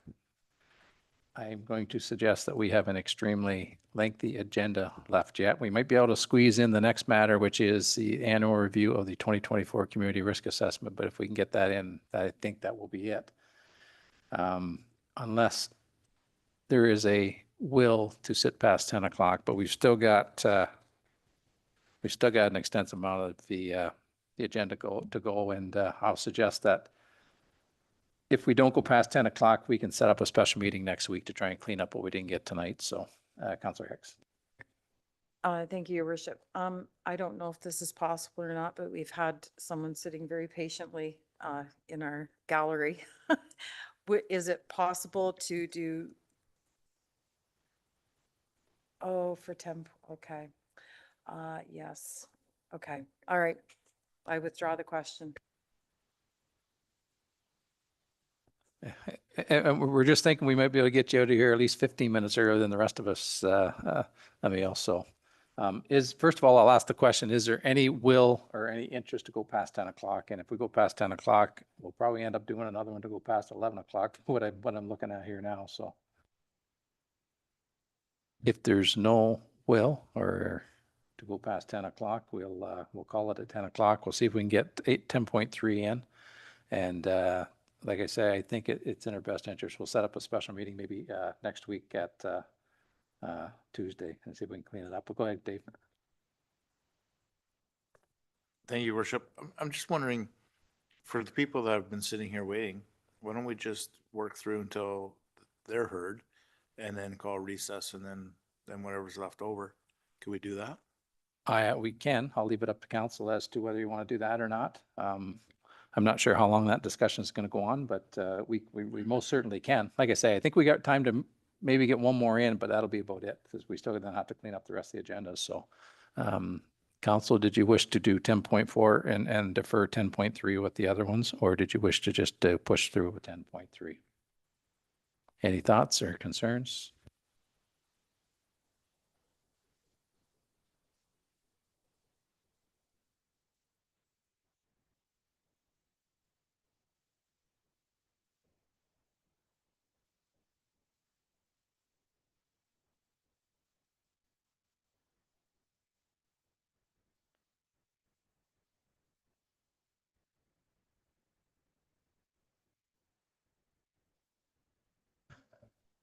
You're going to save the chief a whole lot of talking.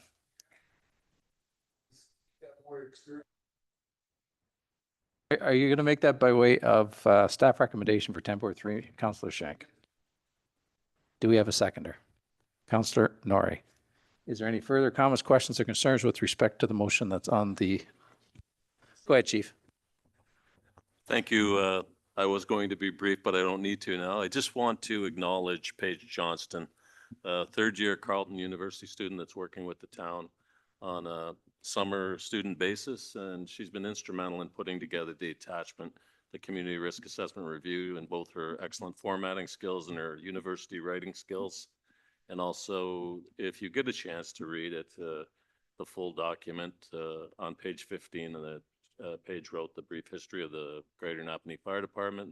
She engaged Robin Lee and Deputy Chief Bill Pearson in that endeavor, and it's just a lovely article to read. So thank you so much for the receipt of the report, and that's all I have to say. Great, thanks, Chief. Is there any questions of Chief with respect to that? Councillor Hicks. Thank you very much, Chief. Thank you, Paige. I was able to somewhat accurately date a photograph my husband and I saw in a restaurant today, thanks to the article that I read this morning in the truck on the way home. So great job. Thank you. Thank you, Councillor Hicks. We got a motion on the floor, if I'm not mistaken, Madam Clerk. If there's no further comments, questions, concerns, Go ahead, Councilor Shank. Hey, you did a good job. Everybody knows that. But the one for somebody, if you want to ask a lot of the history here, would be a guy. His name is David Peterson. All right, he was on the fire department for years. All right, he was one of the older guys that trained me. All right, and he has a wealth of knowledge. He was when the old Rogers gun shop burnt down, and he has some photographs when he was, and that was the old days where you wore the hip waders. All right, in the long trench coat. It wasn't all the SCBA stuff that we have today. That was when the guys really did eat a lot of smoke. But just for future knowledge, because sometimes it's very interesting to read, because right across here, the old bell tower is still there, and the bells moved up the other side. So it's extremely the history that how it was and how it was presented. So there we go. Thank you. Thanks, Councillor Shank. If there's nothing else, we'll call the vote. All in favor of the motion that's on the floor. Opposed, motion's carried. 10.4 Growth and Infrastructure RFP 2025-02 Residential Real Estate Agent of Record RFP. And Michael, are you going to speak to this one? Yes, Your Worship, I'll speak to this item 10.4 on the agenda this evening.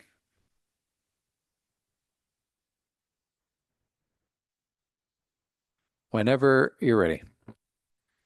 Thank you, Worship. So in alignment with my mandate letter to hire and relationship manage a residential real estate agent of record for the town, an RFP was issued on June 4th and closed on July 11th, seeking qualified agents and brokers of within the area or the broader area to submit proposals to the town for consideration and decision-making regarding the enlistment of a residential real estate agent of record. So the town currently has Rogers and Trainer retained for commercial and industrial land sales. This is specific to residential land sales. And the way in which I would differentiate between a commercial or industrial type sale versus a residential sale would be commercial and industrial are predominantly not for, I'll say, the end user, whereas residential is. So residential would be selling a parcel of land where somebody's going to build a house, they're going to live in that house, or they're selling an existing house to somebody that's going to live in that house.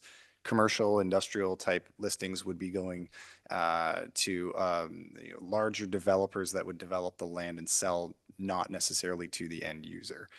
So this is really related to lands that would fall into the first category. So the RFP outlined a term of 24 months, and the intent there was to give this council a good line of sight on the abilities of the agent that's to be retained, and give the incoming council the ability to potentially reissue a new RFP if so desired. But there's also a potential for a 24-month extension built into to any contract that would be signed. So meaning at the end of the 24 months, if the council is satisfied with the service, council can choose to extend by another 24 months.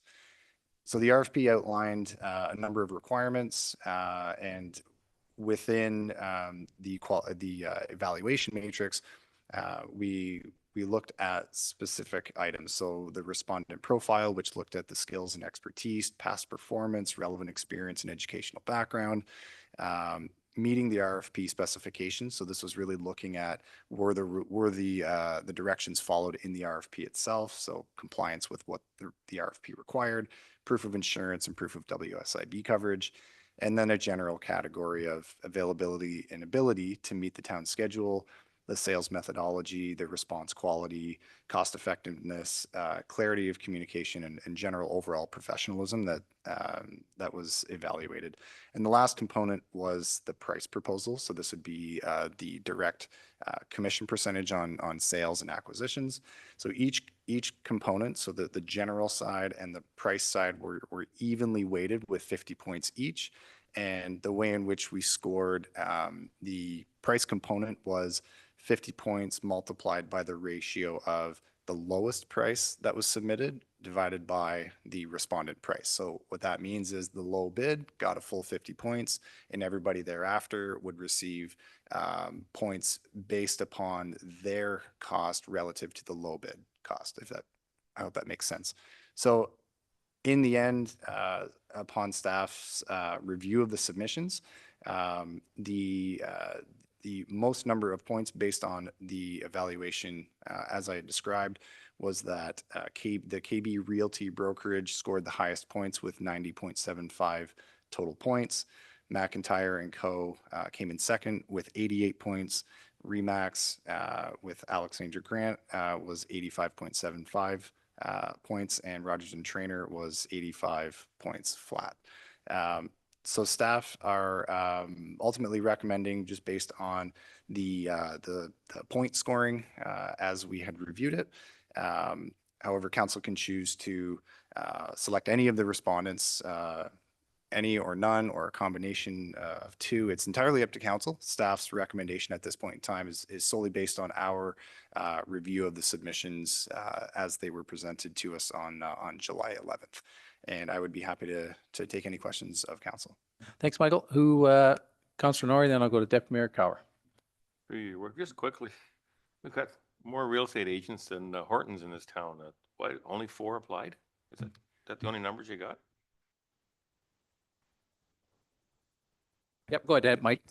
Through your worship, so this was advertised on the town's bids and tenders website. So it was posted publicly on the town's bids and tenders website. We had more planned takers than these 4. However, not all applied. So meaning more people saw the opportunity to submit, but they did not ultimately submit in the end.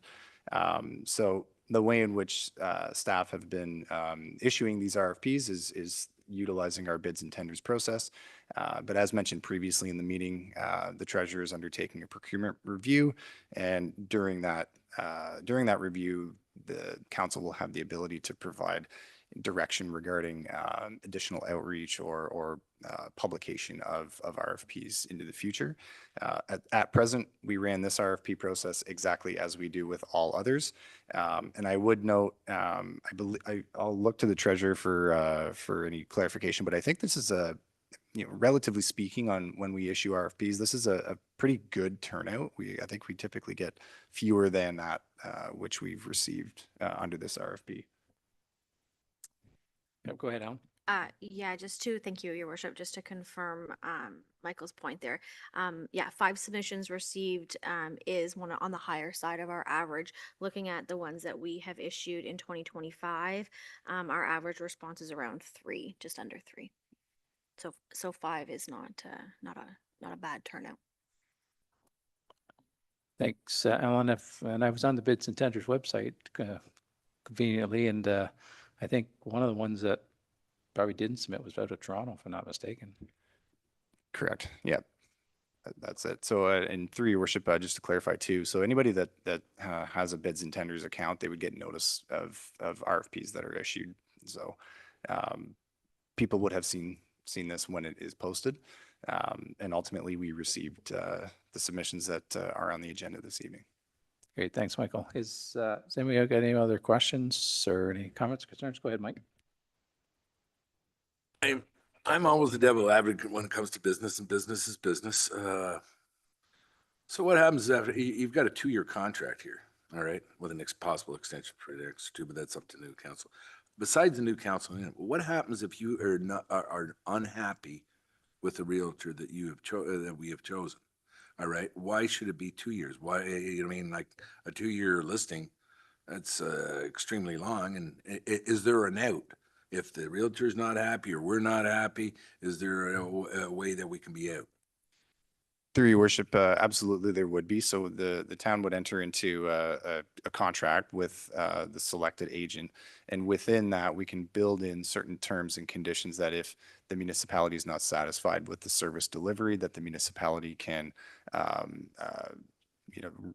essentially stop receiving that service and end the contract at a premature date, provided a certain amount of notice time is provided, typically 60 to 90 days. But yeah, that certainly can be built into to any contract.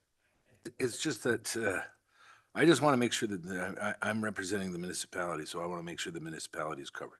You know what I mean? The next thing is if there is a conflict of interest to whoever we choose, should there not be an alternate? Yeah, I know that, but that is the alternate is chosen by the person that might get the job. All right, that's like saying, hey, Angela, I've known you for 40 years, but you're gonna be my alternate.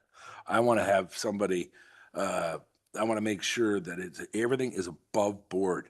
All right, I don't want this municipality to go down that rabbit hole that it's gone before. So all I'm saying is that if you could, my chosen is that you would keep a separate realtor, that if there is a conflict with the one that we choose, that you go to, that they have the option, just to keep it right up in the, right and honest, that they can go to that alternate. All right? I'm not saying give the alternate everything, but if there is a conflict, that there's nothing hidden, that everything is, on the up and up. You know what I mean? It's just my food for thought. Now you tell me if I'm all wrong and pounce all over me. There you go. I just wanted to show my concerns, Yep, go ahead, Mike. Thank you, through your worship, to Councillor Shank. So what I would recommend is in that instance, we build in specific language to the contract itself that when and if a conflict were to arise on a piece of land that the town owns that's anticipated to be listed, that a third-party agent, an impartial agent, so somebody removed from the agent's office, for example. So if it's KB Realty, it could be any of the other agents that submitted under this RFP. Currently, the town has Rogers and Trainer on the commercial and industrial side, so that could be exercised. But I would say the first item would be building specific language that the listing cannot go to a co-listing agent in the same office. And the second part would be, if council so chooses, there's nothing stopping council from choosing an alternate at this point in time, or if council is satisfied that Rogers and Trainer is a suitable alternate as they act on our behalf on industrial lands, that's certainly something that that council can decide to do. Yeah, go ahead, Mike. This is only my thought, but we take the highest one because you have to go through the appropriate thing. All right. And then we only, quote me if I'm wrong, there's only 2 that live in our area. All right. And the second one, because I support local. If the price is fairly, you know what I mean, is comparable, all right, then I would always shop local. You know what I mean? And this is just my thought. The alternate would be the third one, because they're the 2 locals. All right. So the top one, got it. And the third one, that's just my thing. All right. Now, that's just, I mean, it just keeps everything honest. So if there is a conflict, it's not in the same thing, you know what I mean? And it's just more clear for me. All right. And transparent. So there you go. Fire away. Tell me if I'm wrong. Thanks, Mike. It's a good conversation starter. Go ahead. I think, Brian, you want to go next?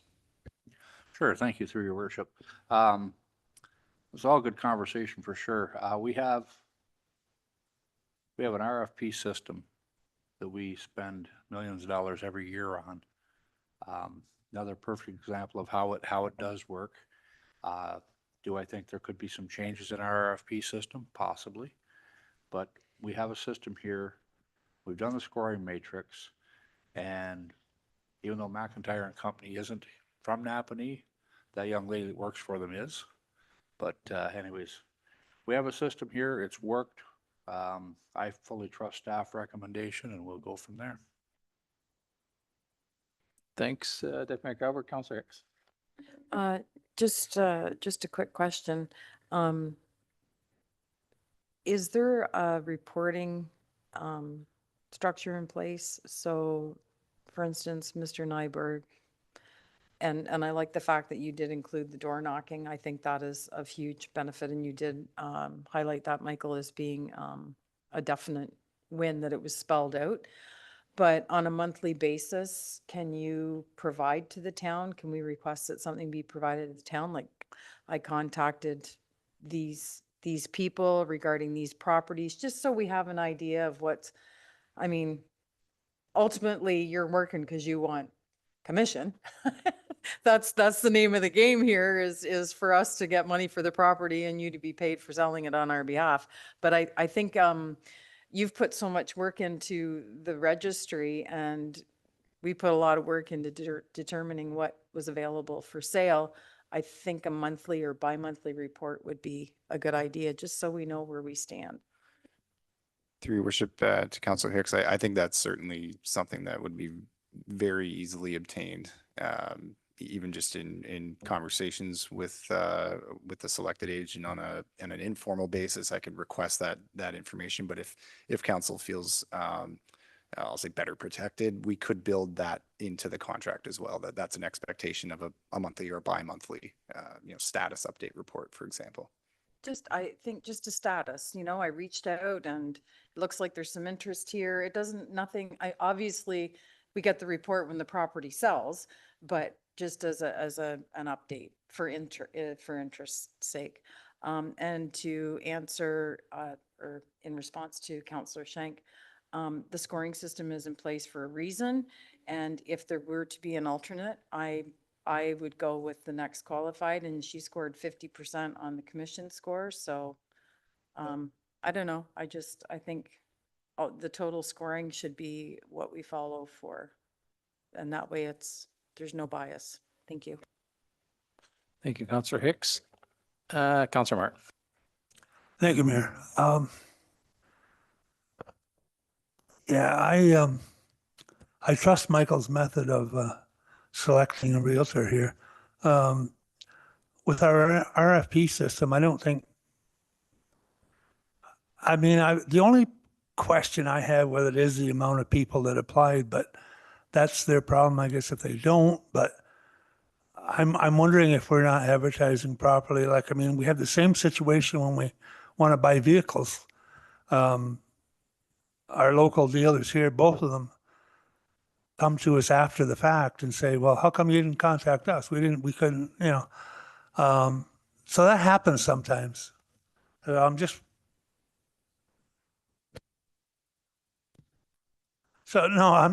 curious if there's not a better way for us to advertise for an RFP. Sometimes that's my, but I don't want to slight any realtor, because I also still follow a code of ethics even though I'm not in real estate anymore myself.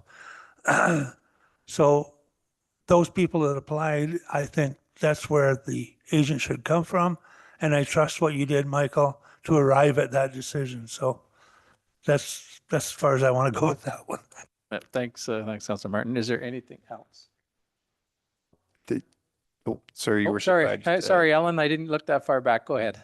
Thanks, Your Worship. Just comments regarding the RFP process and advertising. So certainly something we can look at when we're doing the review from a kind of a general advertising perspective. We do have to be cautious in the way that we look at our local preference, if you will. You referenced, for example, local dealerships, and why didn't you contact me? We're not permitted to do that. We cannot do that. No staff member nor a member of council should be doing that. We would have to do advertising more broadly that says there's an RFP out there, it closes on such and such a date, and that can be the kind of the extent of that. That could be through our social media presence, but we do not have the ability to do direct solicit to companies to say, hey, this RFP is open, you should submit something. Go ahead, Bill. Thank you, Mayor. No, Ellen, I wasn't thinking of going directly to anybody. I was just thinking that maybe we need to advertise it in the local newspaper, for example. Just everybody isn't on bid system, so that's all I'm saying. Maybe we can do a better job of advertising to everybody. No, I would never suggest that we be specific and go to anybody. No. Thank you. Great, thanks, Councillor Martin. Go ahead, Councillor Shank. So I totally agree with what Bill was saying. Not everybody might be on the bids and tenders. And you can see the people that were in the know, all right, that were interested in the community, that went ahead and definitely were keen on it, all right? So there's definitely, with the point system, I totally agree with what they've done. But I agree with not everybody, how many people, I'd love to know, but it's not our job to go ahead and tell every individual that might be interested in it and do their job for them. You know what I mean? You can't. Legally, you are not allowed. I know that very well. But all I'm saying is that if we put it in the paper, are we overstepping our bounds just because not everybody's pens, what is it, $200 for we go on bids and tenders now? All right. I'm not sure to apply for the, to be on that. How much? 3. Okay. I was off by 100. So all I'm saying is that it sometimes is discouraging. And I know there's generally 3 to 5, but when you consider such large ticket items here, the winning proponent of this is going to definitely go, oh yeah, he's going to be smacking his lips. All right. Because of what could be possibly earned in commissions. All right. And I was just kind of taken aback when there was only, I feel that there was only 2 local, all right, that were in this 2 business or 2, out of all the real estate agents, there's only 2. And I was going, did we miss something or whatever? But we can't do everybody else's job though. Also, I feel that we've done it fair and it's been transparent and it's been above board and everything was discussed on this was discussed in open session and nothing in closed session. Yeah, I agree with you, Mike. Go ahead, Matthew, I think, and then I think Councillor Hicks had something else. Yeah, and so through you, Mr. Mayor, and briefly just to reiterate what the team was mentioning, I think, when we come forward with an updated procurement policy in line with the KPMG recommendations as council has directed, a procurement marketing strategy can also accompany that, because we appreciate and don't disagree with you that, as our reach as an organization gets bigger and the projects that we're having are not insignificant, ensuring that we've reached all interested parties that may want to bid on that to get the best prices in our interest. And so council can expect an element of that process that communications would work with finance to ensure that marketing recommendations would accompany that process. Yeah, go ahead, Deputy Mayor Cowart. One quick comment. We're building a $70 million wastewater treatment plant. It's a big dollar. How many people submitted for that? Through your worship, if memory's correct, in the 8 to 10 range between GCs, subs, et cetera, for the contract award. Yep. Yeah, so 8 to 10 for a $70 million project. So I think we're pretty good with what we got going on here. Thank you. Great, thank you, Deputy Mayor Cowart. Councillor Hicks, did I see your hand up? Thank you, Your Worship. So I would move staff recommendation. And with the understanding that the final contract as drawn up prior to signature is going to come back to council for review to ensure, I think Michael, based on the conversation, what everyone is looking for. I don't know when that would be, but I don't know how to word that. Madam Clerk, I'll let you. And then I'll make the motion. Thank you. Thank you, Councillor Hicks. And as Madam Clerk is typing feverishly away, is there anything else or is there any other conversations? Sorry, go ahead, Mike. Through your worship, just in response to Councillor Hicks, we would look to get this on the next meeting, which would be August 26th. Seeing as how nobody's in favor of going past, I'll say 10:15 at this point. Is it possible to have something for Tuesday? Like it's basically boilerplate with a couple of changes. I don't know. Through your worship, I would look to the clerk's opinion on timing. I think given the I'll say the nuances that council's looking for, I don't know that we'll be able to get it for Tuesday. Then August. Thank you. Thanks, Michael. Is there anything else as Madam Clerk is cleaning up the the motion? Yes, so through your worship, the motion is staff recommendation plus the addition that further that the draft contract be presented to council for final approval prior to execution.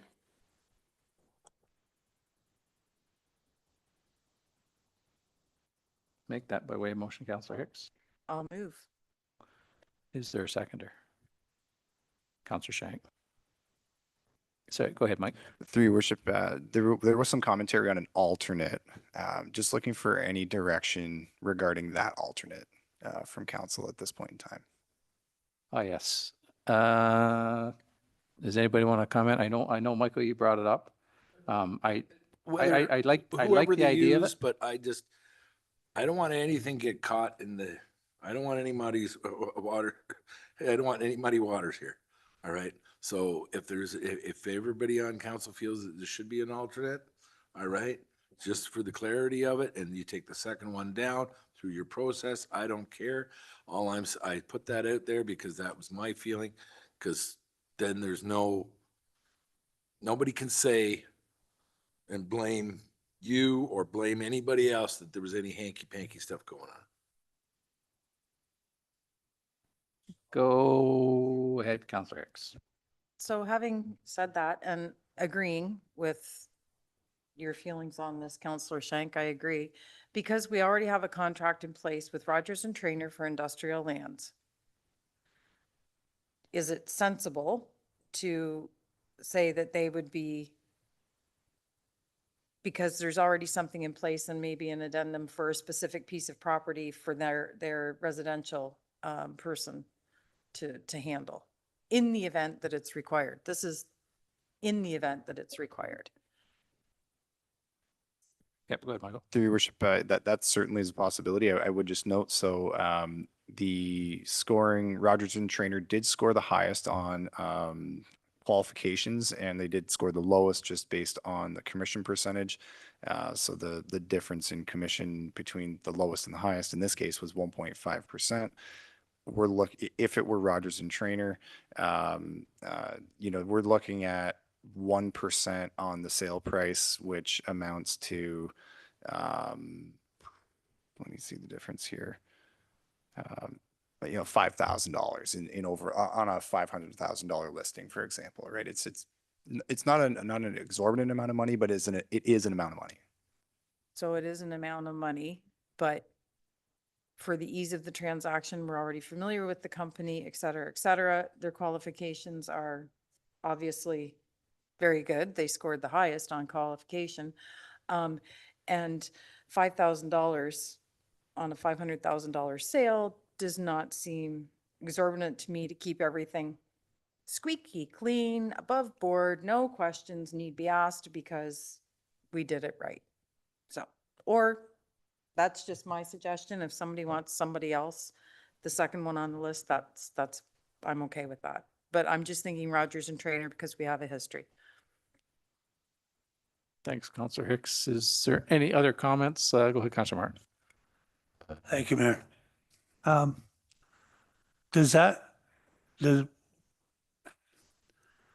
that make it a little more cloudier if you take Rogers and Trainer as an alternate? Because there's other people who are less, I'm just thinking that makes it cloudier by using Rogers and Trainer. We put an RFP out there, so doesn't that change the RFP now? I'll let Michael comment on that, and then I'll comment on it, but go ahead, Michael.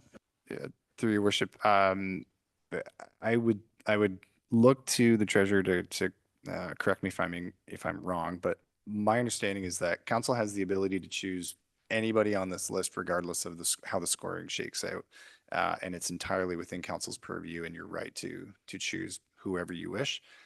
Based on staff's recommendation in the scoring, we came up with the score totals as assigned here. If council feels that there is a benefit to going out of order per se, that's absolutely your choice. And I don't believe that you'd be out of line making a decision in that regard. Did you want to add to that, Al? No, but I do agree with Michael's statements.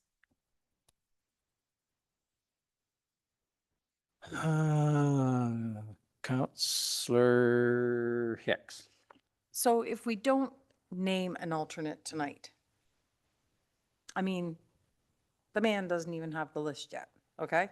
So of properties to start door knocking about.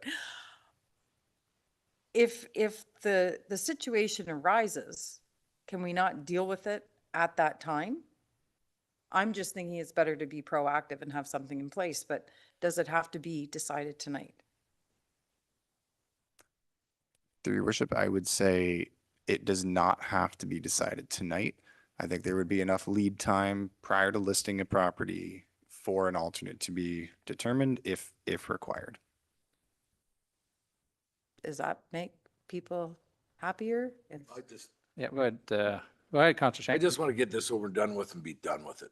So if a lot of, you had a process done, you had your 4 people that went ahead, you scored them.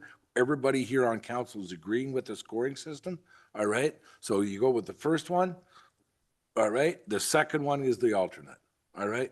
Simple as, that's done. You have, is justification. You went through the RFP process. It was clear and open, and then there's no chance of anything.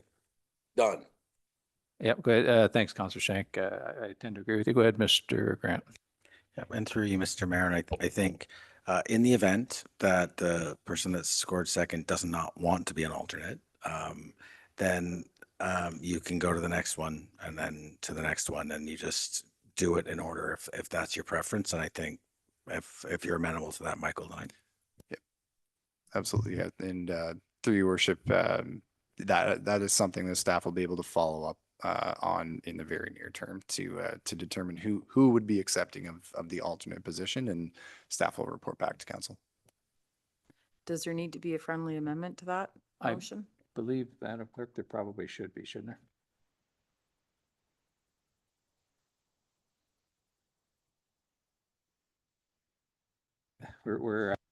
We're making you work tonight, Jessica.